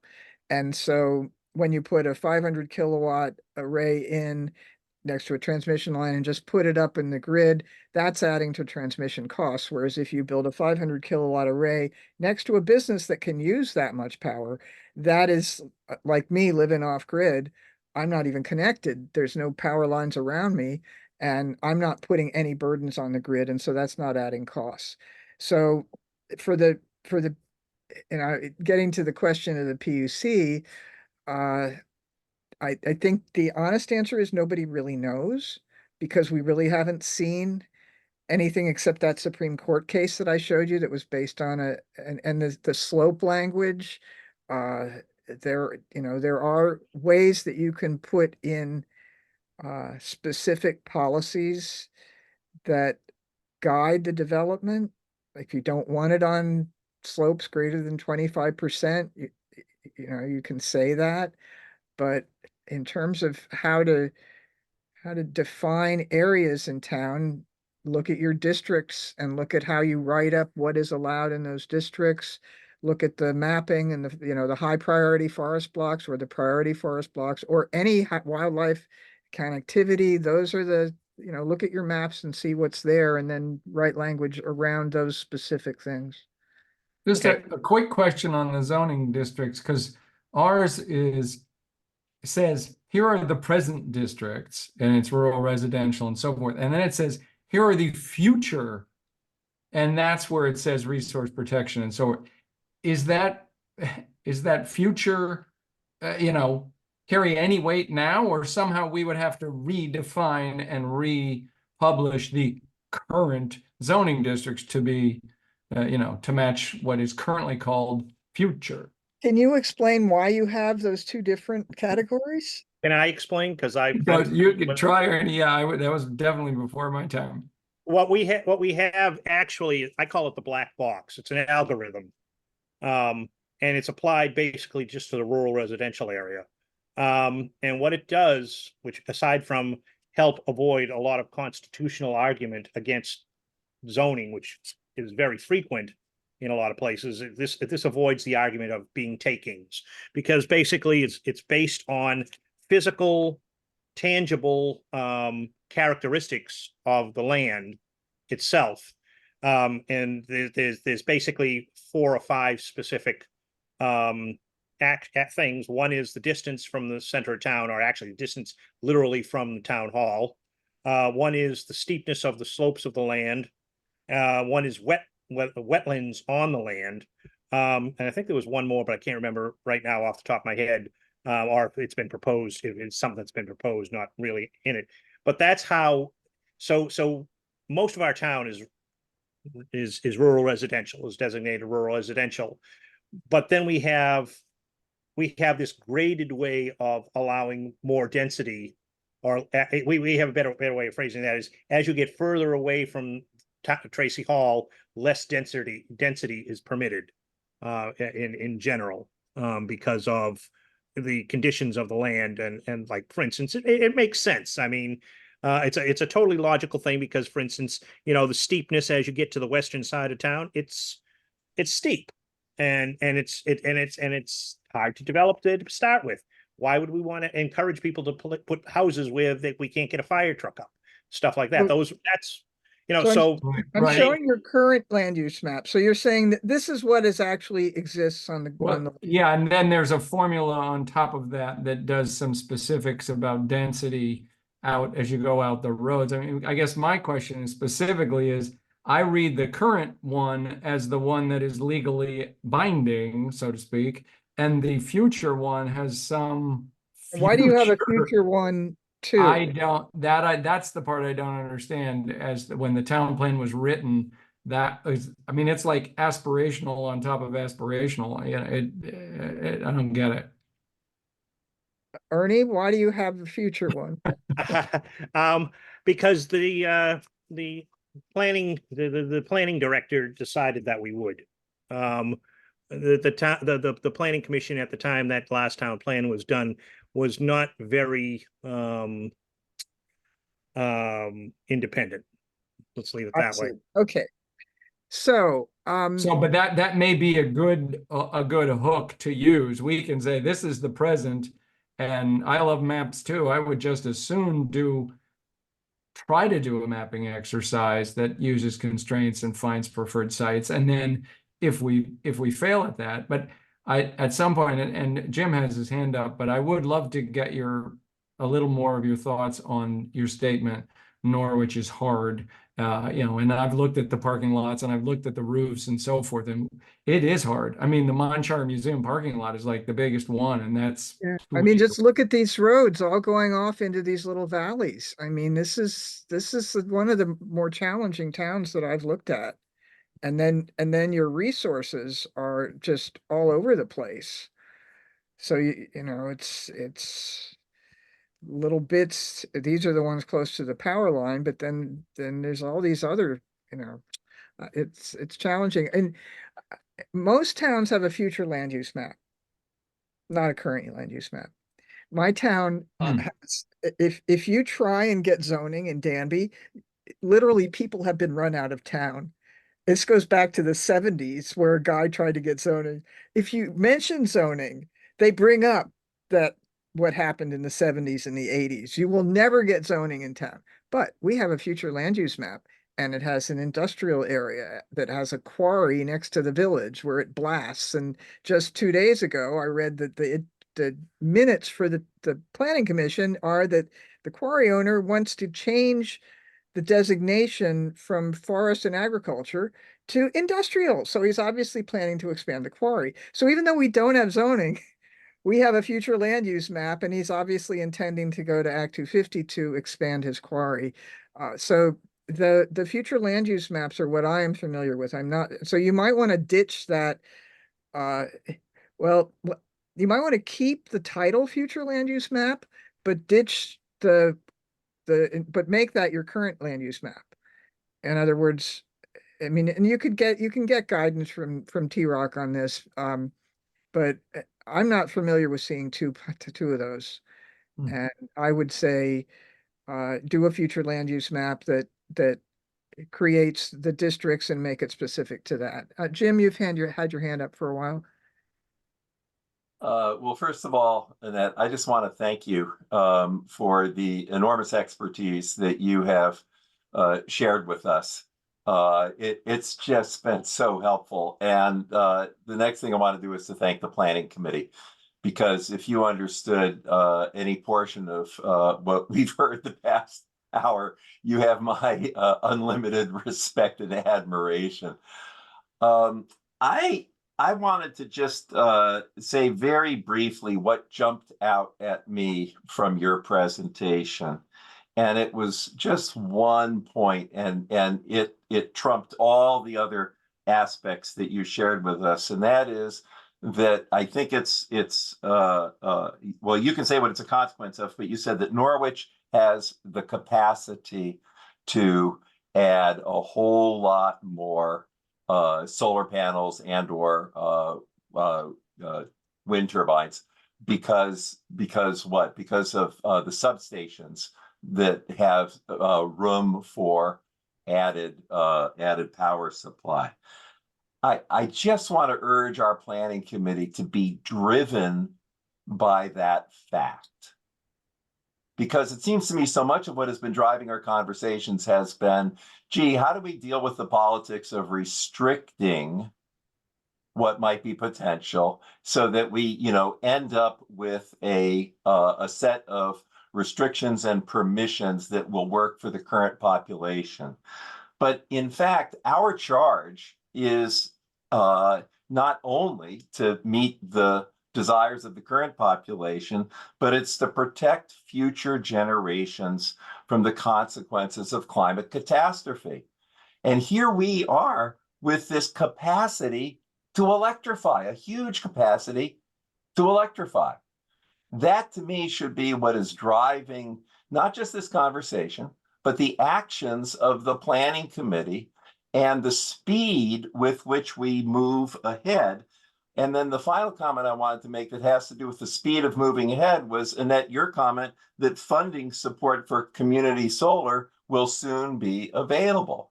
Hopefully. Another driver of moving ahead with speed. I do want to, Jim, I do want to, go ahead, please. I do want to comment on the capacity thing. I wouldn't call it huge. If you look at those two substations with a capacity of 7,000, they are already up to about 5,000. The one that's north of you has more capacity, but I don't know how much interconnection there is from there to the rest of Norwich. So you need to be a little careful with that. I remember attending a workshop at the PUC, or actually the PUC held informal discussions with all kinds of different groups, and they were absolutely fascinating. And they had one with VEIC and Efficiency Vermont, and the head of VEIC at the time, in response to a question about building out renewable energy, he said, it really is circuit by circuit. And so that circuit map that I showed you is really what it's about. And while the the transmission and the substations have capacity, you don't know what the distribution capacity is in terms of all those lines going out to those to the different roads in Norwich. That's why I highly recommend, if I did this in Paulet, which is all in red, and I said you ought to get Green Mountain Power to come in and talk about how you're ever going to electrify and what it takes, because they have like one substation and it's already up to capacity or overloaded. And Green Mountain Power did come in, but wasn't useful at all. So I still think it's worth trying to see if you can get someone from the utility to come and talk to you about what will it take to electrify. That's our goal, if that's what you want to do. And because of the lay of the land there, what makes sense from their perspective, because I can't tell you how many times I have heard their engineers say, either in the legislature or in PUC workshops, we don't want more solar unless it's in the right place. So what is that right place? I think that's where we're all handicapped when the utilities are not part of the discussion. I completely take your point and agree utilities should be part of the discussion. And in addition to what you said, just pointing out that map showed us as dark green. And that to me is a very green light to move ahead with speed. So thank you very much. Thanks, Jim. Yeah, Ernie? Yeah, this sort of brings up another issue that I actually had planned on asking, but now it's even more related. As far as I understand it, we're not allowed to, planning commission, our towns are not allowed to prevent or constrain homeowners from installing their own solar systems, correct? Right. Okay, so what about, I've been thinking I would like to, what I think we should be doing, one thing we should be doing anyways, because it kind of solves a little of the problems Jim was just talking about on one hand, and it also just overall can solve problems, is if we somehow, I don't know if we can require yet, because some people have told me, well, about the expense, but the thing is in the town of Norwich, I don't think there's anybody that can't afford, at this point, so far, there is, except for people that might need affordable housing, I don't think there's anybody in this town who can't afford a modest solar system on their own, a solar system big enough to supply their own needs. Even if they stay, on the grid, that's a way of adding capacity. And we haven't talked about that a whole lot. And, to me, that's kind of an obvious, and to use your phrase, low hanging fruit, is to basically require, up to a point anyways, people who are building new properties, new houses, doing development and so on, that they put in solar, either mounted on their house or discreetly away from, so it won't bother the neighbors, just enough for themselves. That And may require an act of the legislature. Say it I remember a few years ago, Senator Claire Eyre introduced legislation that would require new buildings to have solar, but I don't know that that's something that can be done on the town level. Well, I'm not, yeah, when I say require, that's why I say we have to be somewhat sensitive about it. But the point is at least start there, because the problem is that, as you just said, they don't want to see more, the power companies don't want to see more solar. And that's just because they want to hold back the tide. And they don't want really to clean up. No, I don't think so. No, there are real reasons why, and it has Well, to yeah, do. I know, but I worked for the energy companies early in my career, and that's not beyond them at all to say, well, we have all these constraints. But the point is they build in the constraint there. They build in their own problems first and then tell us to deal with them. And that's my opinion. But it's also opinion based on experience with these entities from the inside. So what I'm just trying to say is, getting back to the ownership thing, it seems almost a no-brainer that people should be encouraged if not required, at least highly encouraged and incentivized, not just to buy devices that use solar energy, such as automobiles, which require an incredible amount of energy, period, but also to create energy too. I mean, if we can encourage one and incentivize one, we certainly can at least incentivize the other. And I'm not sure that the town is forbidden from incentivizing anybody to do anything. But maybe, you look into that, Ernie, and figure out how to do it. 'Cause I don't have an answer. I will. Thank you for permission. I'll definitely do that. And I'll I'll have to keep in touch with you. Have to somehow find a way to reconnect. Mary, you have your hand up? Yeah, I like Ernie's idea of really doing all that we can to promote rooftop solar and homeowner solar. And we also need to do all we can to promote creation of more solar generating power, because us homeowners cannot power the businesses and all the things that our nation, our state, our nation, the world will need. This is a situation where we really have to do both. Thanks. Well, and as a pragmatist, I will point out that right now my computer is running off of batteries in my basement, and that solar isn't going to do anything for us at night or run any heat pumps or anything. And one of my sort of pet peeves about the whole net metering system is that people who net meter can actually build bigger arrays than they're using and save those credits and then use them in the winter. I can't do that. And so in that respect, it's not really reflecting the actual power needs. So the idea that as many people as possible build solar and invest in solar, I think is a good idea, but it also does have its limits. And it's important to be realistic about it, that it's not the only answer. We're not gonna, and if we are, when we're also in a biodiversity crisis. So that's the other piece of this that is very important to not lose sight of, is that for all of the desire to build, we have to also have an equal desire to protect and conserve and make sure that our wildlife and our planet is as green as possible. Mary? Thank you. And that I was going to kind of chime in on that as well. I think that, as there's this conversations around the importance of adding solar capacity to the town, I think how you do it is really critical. Cutting down 8 acres of forest is not a good way to increase our solar capacity in town, in my opinion. And I think that's really the goal of having the planning committee have a structured, deliberate way to review our plan to make sure that we identify the right places to do things in town and identify those places where it doesn't make sense to do things.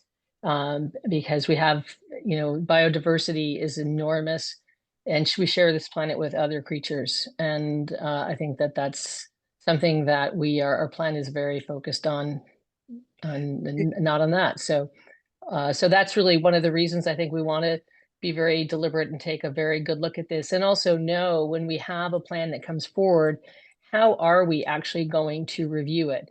Because it has been clear to me that we all have a lot to learn, and I have a lot to learn, and looking forward to doing that. Chris? You're muted.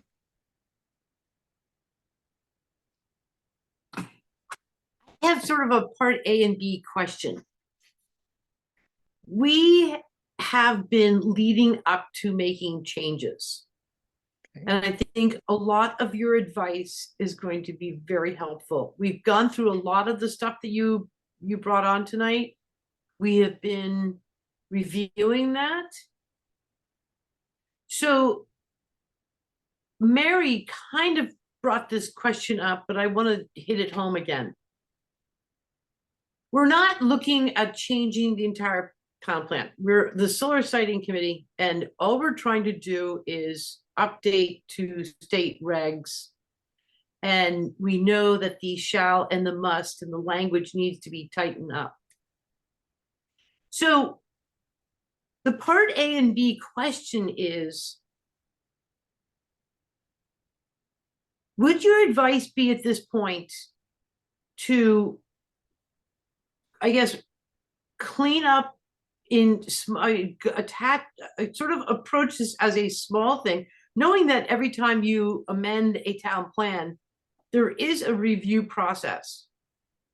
And it has to go through, I believe, with our town being over 2,500, we have to go through the 2 public meetings. You know, the select board has to review it. It's a, I mean, it's not a Everest decline, but it's something to do. The So I process, guess, and so here's the part B of this situation. I totally get that we do need to tighten up just based on the amendments to 248. So we have to clean that up no matter what. So we now have to go before the select board and make changes to the town plan. I guess my question to you is, do you see the enhanced energy plan being something farther down the road, or do you say tackle some of these smaller things? Because, and here's the part B of my question. We have always felt that our hands are tied. And I think there's a huge amount of frustration when somebody brings a request to, we felt when Lamperti brought his request in that our hands were tied. So I guess it's really more than part A and B. It's more at, where do you think we, Mary did bring this up. What is our priority? Get these changes, or given that we have a little bit more say in the review period during the 45-day period, is there anything we can do based on our town plan now? Or well, and as you Is know, it an update wrong? it's a time, it takes time no matter what. Some towns view the enhanced energy planning as a big deal, but I think as I've laid it out to you, it isn't really. I mean, I'm looking at what you've got here already. You have sections on your current energy use. You've got sections on renewable energy resources. And so what's missing, you've got sections on energy conservation and efficiency. So you need to add in the data about transportation and heating. And you get that from the state or from T-Rock. And there are enough other enhanced energy plans for you to look at that I don't see that as an obstacle. As long as you're doing this, you might as well put that in there, because all it's doing is saying, here we are, here's what we've got, and here's what we're going to do in the future. As then you can look further at the specifics of the language for regulatory purposes. But even this is a good step in terms of, you've got the heat, transportation, electric. Just expand this section a bit, and then in the renewable energy resources, you'd be putting in your language about the constraints, and you can add to your list of constraints if you want. A lot of towns have done that, and this says that there were 190 small PV sites. Well, I'm pretty impressed with how much you've already got in Norwich. And so you want to get that updated data. This would be another way, sort of following up on Ernie's question about, I mean, the maps enable you to look at who has solar and who doesn't have solar. And if you want to be really strategic about it, see who doesn't have it, and see what that would take. But I would think that just making a few minor changes might be just as worthwhile to do the whole thing. Yeah, just to point out that when we got the recommendation from Two Rivers about doing an enhanced energy plan, Kyle's memo had, it was not a big lift. There was not a big change required to get our plan to be enhanced energy plan. Oh, yeah, And at least one other thing that you said earlier on, Annette, about where you had a whole other set of criteria that you could reference if you were in enhanced energy plan category for some permit. So that seems to me to be worth it. I think one of the standing questions that Chris is asking is, are there things we can do with preferred siting requests to do a better job on them in the interim while we do this update? So with the plan we have, is there any way we can do better on preferred siting? Because no matter what, it's going to take several months to do the Right, update. okay, I get it. I mean, you are stuck with the language in your plan. I actually think there's a lot of very good guidance that's not specific enough, but there's a lot of good guidance about where you don't want and where you want things to go. You could, I suppose, come up with your own checklist of going through this and identifying the language in it that provides you guidance. You've got things in your objectives, policies, and actions that may be helpful in finding some things. I mean, I would pull out all the language in here that would help guide you in future reviews. I mean, your job, as distinct from the select board, is to identify whether or not it's in compliance with the town plan. So for instance, that project that we're talking about, being in the ridge line, on a ridge line, and even though the language in here isn't very good, but it says it's a special area of local concern, is the ridgeline protection overlay area. It really is a matter of picking out things in here and finding language that you already have in the plan that provides some guidance for you all to review these projects. And you can apply a different standard than the PUC. Your standard doesn't have to be that specific. It can be something that is perhaps like, okay, the forested area, aside from the economic cost of clearing, the release of carbon from cleared lands would diminish the climate benefits of solar development in these sites. That would be language that you could point to say, no, we're not approving cutting forests for a project. Can I just one follow-up, because I think that's a good point. Are you saying the planning commission could be reviewing a preferred siting letter a month from now, whatever, and point to something like that and say, no, in our judgment, we believe that there are things in the town plan we are saying mean, no, you don't get it. And essentially, they would have to legally challenge us to sort of question our judgment, that we get to put some judgment against the town plan. Is that valid? I think so. I mean, understand, I'm not a lawyer and I'm not giving legal advice. As I'm sitting in the shoes of someone being on a planning commission, I would say that I would look at a town plan, and preferred site letters are necessary for projects of a certain size, 150 to 500 kilowatts. So you're only looking at some fairly large size projects. And if you can point to language in the plan that says, this really doesn't meet what our town plan is looking for, then I think that you have a legitimate reason for saying, no, this doesn't comply with our town plan as we interpret it. Whether or not you can get sued over it, I really don't know. I mean, it's a very gray area because you are not issuing a permit. And honestly, the PUC thought that these preferred site letters would be very hard to get. And it's been surprisingly easy to get them because the process has generally been, well, the planning commission said yes, so the select board just does what the planning commission does, and then the regional planning commission says, we're not going to go against the towns. That's why the T-Rock letter was so surprising. It's the first time I've ever seen that happen.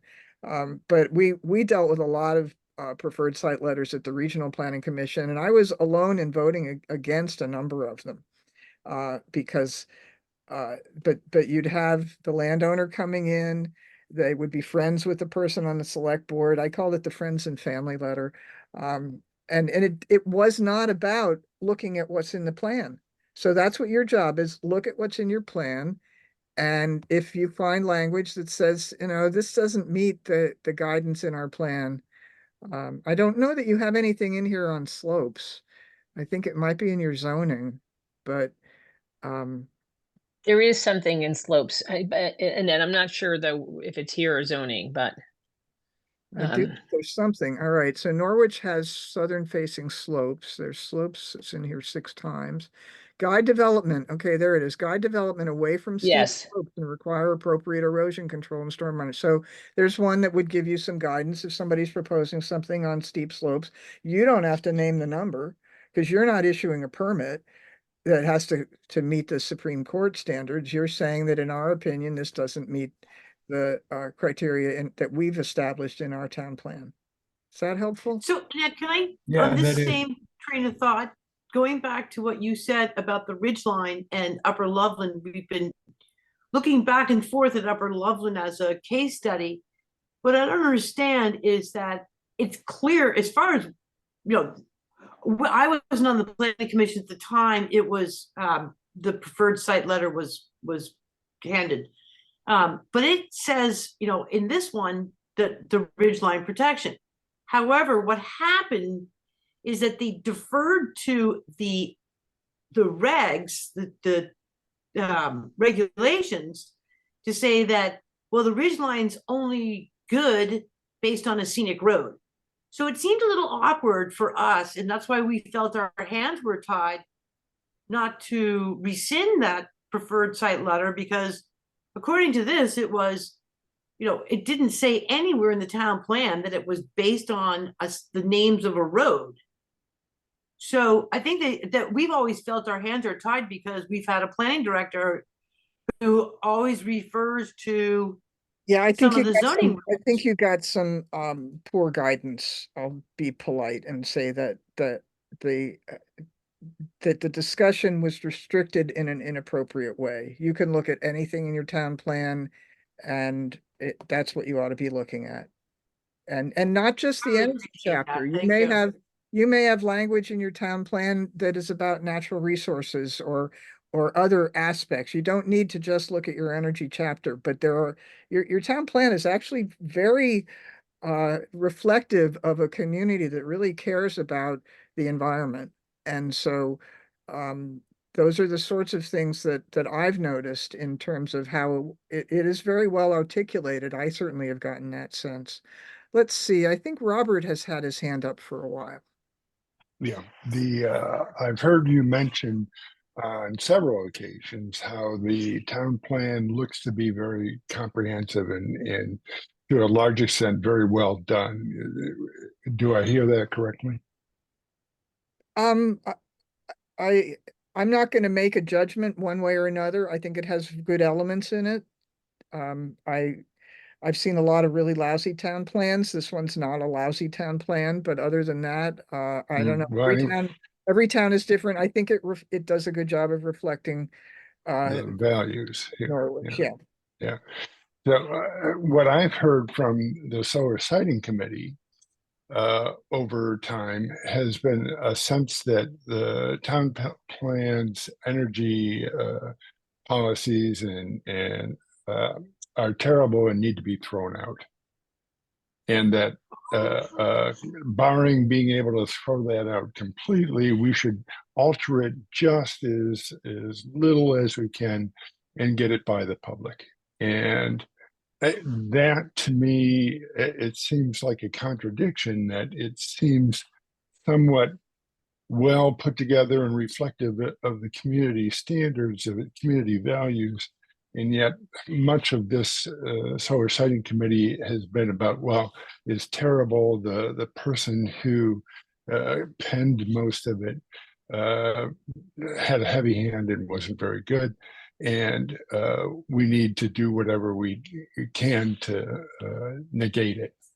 Well, And, if you and want your plan to be regulatory, then it fails. So well, in the- that sense, that's what I think that your solar siting committee is looking at, is that it can be improved so that it actually has value. right. My feeling on that would be that this is an additive process and a refining process to get to where we need, rather than sort of a wholesale change of its direction. And changing language a bit and would resolve a lot of the problems. That adding more specificity to what we decide is a scenic area, an area that should be constrained from development, is what we need to do. But I'm not sure that the actions of this committee are headed in exactly that direction. But What that's I've my found comment. as a member of a planning commission trying to write a plan is that it is very helpful when people bring actual language and bring specific ideas, not just ideas though, but bring language, bring suggestions. Here's a place where I think would be good. Let's put that on a map. I've talked to the landowner. Or Mhm. this place really needs to be protected. Let's put that in a way that, let's write that in a way. If you can be specific in bringing language or suggesting changes that are incremental changes to the plan, I'm sure that the planning commission would appreciate it. That's how you can be the most helpful. Joy? I just want to point out and do a time check for people. We typically are try to run these things down at around 8:30. So let's see if we can move in that direction. Good. If that's can work, just to let everybody and Annette, we've gotten a lot of wonderful information. So that's Joy, did you want to say something? Got your hand up? Well, we'll see if Joy wakes up. And Mary, did you want to say something? Yeah, thank you. Just quickly, in that there's been discussion, it's come up in several meetings now, of cutting down trees versus putting up solar panels, and the trees are good for the environment and the solar is good for the environment. I hope that the language that you put in here is based in fact, and there's a lot of published peer-reviewed literature that looks at the environmental and climate benefit of certain number of trees or certain tracts of land versus how much the solar array is. So I'm just encouraging you to use evidence, not just say, oh, well, they're going to cut down, a few trees so we can't allow it. And I can help you find that evidence. There's one other thing I wanted to mention because of Norwich being Norwich, and that is historic impacts. North Bennington has a historic district, and recently there was quite a bit of uproar from a residential solar array that was put in, and the residential arrays go in a registration process that has no notification, and if you want to comment, you have to comment within 15 days. Well, huge uproar about the location of this solar array in their historic district. So that's something also that, as you look at potential areas in the village, which is also one of the areas that's called out as a special concern, you might want to be sure to look at any standards you might want to put in place for or policies put in place for your historic areas. And with that, it's 8:31. So. Did Joy wake up? Nope, Joy's still not there. All right. one last tidbit of information on the tree cutting, which is surprising to me today.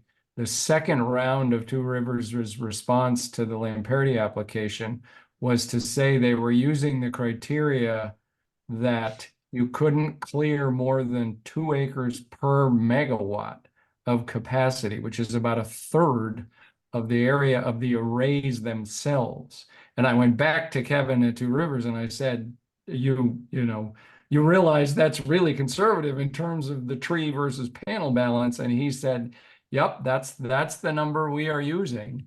And so even though they got information back that the clearing was going to be, certainly smaller than the 3 acres in 5100, the ratio Two Rivers is going to use is 2 acres per megawatt. Wow, that is very surprising. Yeah. They, Sorry, Annette, I do want to ask you one more question. There seems to be, you mentioned it, but I'm not sure, I forgot the context. Preferred site letters are not an end all. Is that correct? And as a matter of fact, the way that they have written the amended 5100, that they're saying that, as you were saying earlier, that they thought it was going to be an uphill battle to hand out preferred site letters, but it's not an end all. I think there's a lot of misunderstanding that a solar developer can certainly still, if they really care about the planet, can build a big solar park without a preferred site letter. They're just not going to get the financial incentive. Is that? No, that's not quite true. You can't do a 500 kilowatt project unless a net metered project unless it's on a preferred site. 500 and over. I'm talking between 150 and 500. I think it's 150 up to 500. It has to be on a preferred site. And without that letter, it can't move forward. Now, the preferred sites, there's a whole list of them. And so the idea was landfills, gravel pits, those sorts of things that would benefit from a better rate. And when they were doing the net metering update, I've seen so many problems with preferred site letters that we recommended that they abandoned them. And I think that some other entities did too, but it was actually the regional planning commissions that wanted to keep them. So that's why they are continued, but with better, one of the big problems we've seen is lack of notification. We've even seen preferred site letters that are gotten in towns where there was a front porch forum posting about they were going to be holding a hearing, and they didn't even post the right address for where the project would be. And so now that it's the advance notice phase, that's easier. But no, it is a showstopper in that sense for good reason. These bigger projects. What everybody wants to see more of is real community solar, and a lot of these bigger projects are just not meeting that definition. For instance, if a project was to be proposed for Norwich that the people of Norwich could buy, that I think would be something to buy into. That would be a far more acceptable thing than just the way that it's being done, where they get the CPG and after the fact go find the customers. And that's what the PUC, I think, has been trying to shut down or discourage. Interesting. And that it's come to the end of the time, I think. Chris will close the meeting, but I think on behalf of the group here, just thank you so much. Just incredible amount of information and great guidance. And I suspect we'll come back with more questions. And I just want to say how much we appreciate your guidance for us and just all you do for the state of Vermont. Thank you. And if you want to come back with questions, or if you want me to review language, I'm happy to. I often do these presentations and then don't look again at what you do. But if you want me to take a look at or offer some guidance, I'd be happy to do that. That'd be great. Yeah, so we're gonna stay on and finish our part of the meeting. So I don't know, Annette, if you want to stay on, we just have to approve some minutes and some minor things. No, I think I'll go play with my dog. Thank you. Thank you very much. Thank you. And I will follow up and send you all the links to everything that I just put. Yeah, I'd love Oh to. yeah, definitely. Oh, I think we'll be following up with you a lot. Thank Okay. you. Thanks, Good Annette. evening. Thank you, Annette. I think I would, yeah, that was fabulous. So that really, we can do a lot with that. But for right now, I would motion to approve the minutes of 3/26. So move. Second. Keep going, Jan. I moved up to, so, Actually, wait a minute, before we finish, I actually want a follow-up. And we're, unless we say this right now, we've got to wait another month and then go through it again.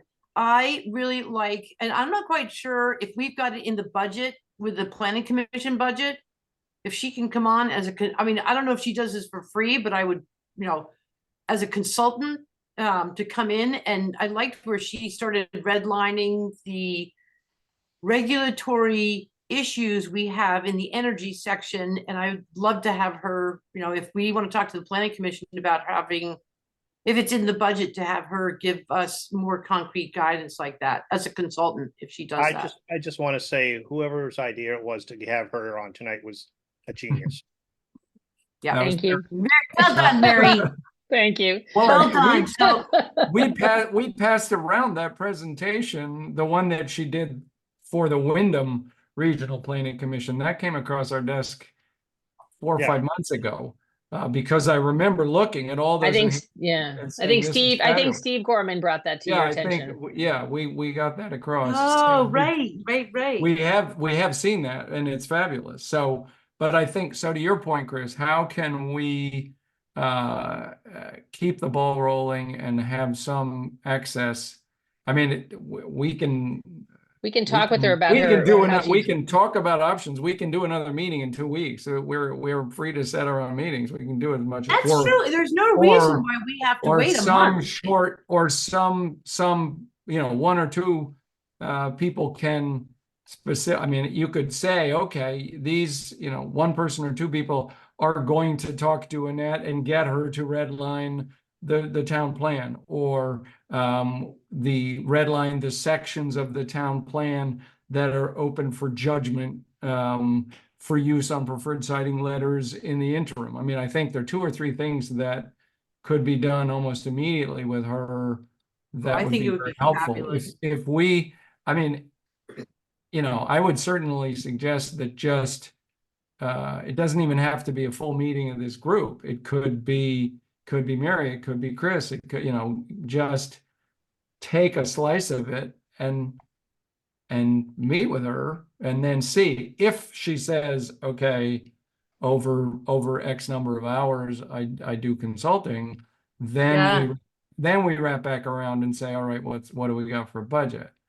But it sounds like there's a lot of valuable stuff that could be done, just one-on-one, or just with real pointed questions. And certainly doesn't mean waiting a month. The only reason I suggest using her is that, again, I brought this up in the planning commission meeting, is that we are without a ZA. And I think she has that extra regulatory language and knowledge that I think will really help us, as opposed to us just like trying to keep treading water. So again, I am all for Mary. If you want to, you seem to be, you have some already. I'm happy to relations. continue to work with Annette on that for sure. And it, yeah, and then but ask I would her- I'd love the guidance of this group of kind of what are the areas you'd like us to think about first and second, et cetera. And in terms of kind of setting out our plan. So I mean, do we want to think about enhanced energy? From the Yeah. open meeting law point of view, if Mary's willing to be point, then we can each send her just one-on-one email that said, oh, okay, I went through my notes from, well, I'll do minutes, but anybody can send notes to say, oh, that sounded like a good idea to redline the regulatory portions of the current town plan. Send that to Mary as an email, and she can follow up with Annette. And then by the time we get another meeting, whether it's 2 weeks or a month from now, we've got a whole lot of progress. I If we start with that as the first task, I'm happy to do that. Redline the regulatory. Sorry, Ernie. I think that this subcommittee is managing to take on and tackle and actually there's something solid about this group. And it seems like we're actually making progress on a particular issue. But on top of it all, this particular issue is kind of full of a lot of the issues that we have to deal with, in terms of at least how to formulate some of the stuff that we're going to be dealing with in other parts, if we're going to rewrite the town plan or whatever. And I think that we've kind of got a momentum going here too. So I'm really not, I'm kind of in favor of another meeting in 2 weeks, because I learned a pile tonight. I really learned a lot, and you know, Chris and I have been talking, and Chris has sent me some stuff here and there, because she's sort of been really assiduous about this too. So, you know, I'm really feeling very comfortable. I mean, partly because of my background, and partly because it feels like we're making progress. And I think that when it comes time to starting to draft up other regulations and other parts of the town plan, this will be a really good example to be looking at. If we do this right, we can probably take other things right, because this one has a lot of new stuff that is not, you know, we're working out new things. Other stuff is more sort of set in stone, and it's just getting it right. Just looking at the calendar, Chris, the way the regular meeting of the planning commission works in May is it's not till the 14th for the regular meeting of the full planning commission. So we could go before that rather than after that. And we would be on the 30th is 2 weeks from now. The 7th is 3 weeks from now. Both of those are before the next planning commission. So I you know, we could pick one or the other of those, and keep the momentum going. So which By one? the way, Jan, Works for me. You're gonna be writing the minutes for this meeting? And that's, I'm not quite sure. Well, a large chunk of it is just going to be to reference the presentation, and then we'll get the base presentation on the website and link to that. So, you know, I'm not Right, and Mary's, I'm sorry, not Mary's, but Annette has volunteered that her whole thing. Can we put that on the planning commission page or the solar committee page? I'll ask think her that. I think, I've She seen said it. she was more. I've seen it linked before. It's a PowerPoint. yeah, The main thing, Yeah, I not know when what- she started wandering around the maps and so forth. That's harder Yeah. to track, but there's a PowerPoint Yeah. presentation at the core of it. That Yeah. I would think we can get permission. We should confirm, but we should Yeah. get permission and then put that up, and then I would just link to that in the minutes. great. Yeah, because we've already reviewed. I've added a bunch of that stuff in our packet. So she just put it together. You know, the enhanced energy plan, a bunch of those things we had already reviewed, which is great. And I was really glad to see some of that come back from her. But I think I like the presentation. My question to you guys was, I think Annette has more to offer than just the solar siting committee. I think it's going to be huge. I think she has a really good handle on town plans in general. So Mary, I guess my question to you would be exactly what Jan said. How many hours is she willing to just help us without us? I don't want to take advantage of her. And Yeah. at what point does she say she'll act as a consultant? And then we got to go back to the planning commission and say, you know, what do we have in the budget for consultants? Because like I said, Yeah. I think she's I going to can be, ask her that. until Oh, we yeah. get a ZA, I think her kind of a consultant would be really helpful to us now. Let me talk with her. My experience with her is she's really, you know, like if you do legwork, she's gonna help you kind of understand the big questions. So, you know, kind of and ask the right questions and help you shape things.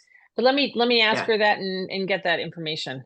You guys, I really would love to wrap up soon. I haven't had supper yet, but Yeah. All right. So we've done So the let's- minutes. do we You're gonna wanna talk pick to. Do we want to pick a 7th or a 30th? The either next date works for date? me. Either works for me. I'd go for the 30th myself.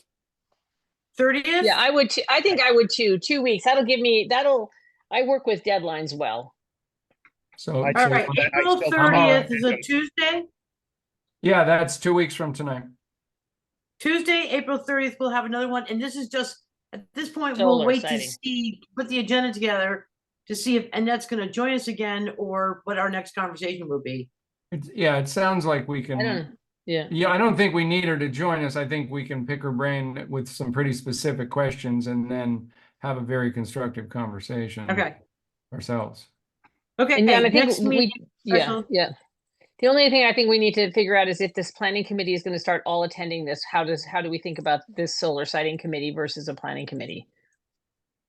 Does that I make think, sense? I mean, it does make. Or would you just do it? Right now, or yeah, we're just gonna warn it. We have to warn it. Yeah. But other than that, I would say if we four are willing to put the time in to a Yep. parallel activity, then all it means is a warning at the top of the meeting Very good. notice.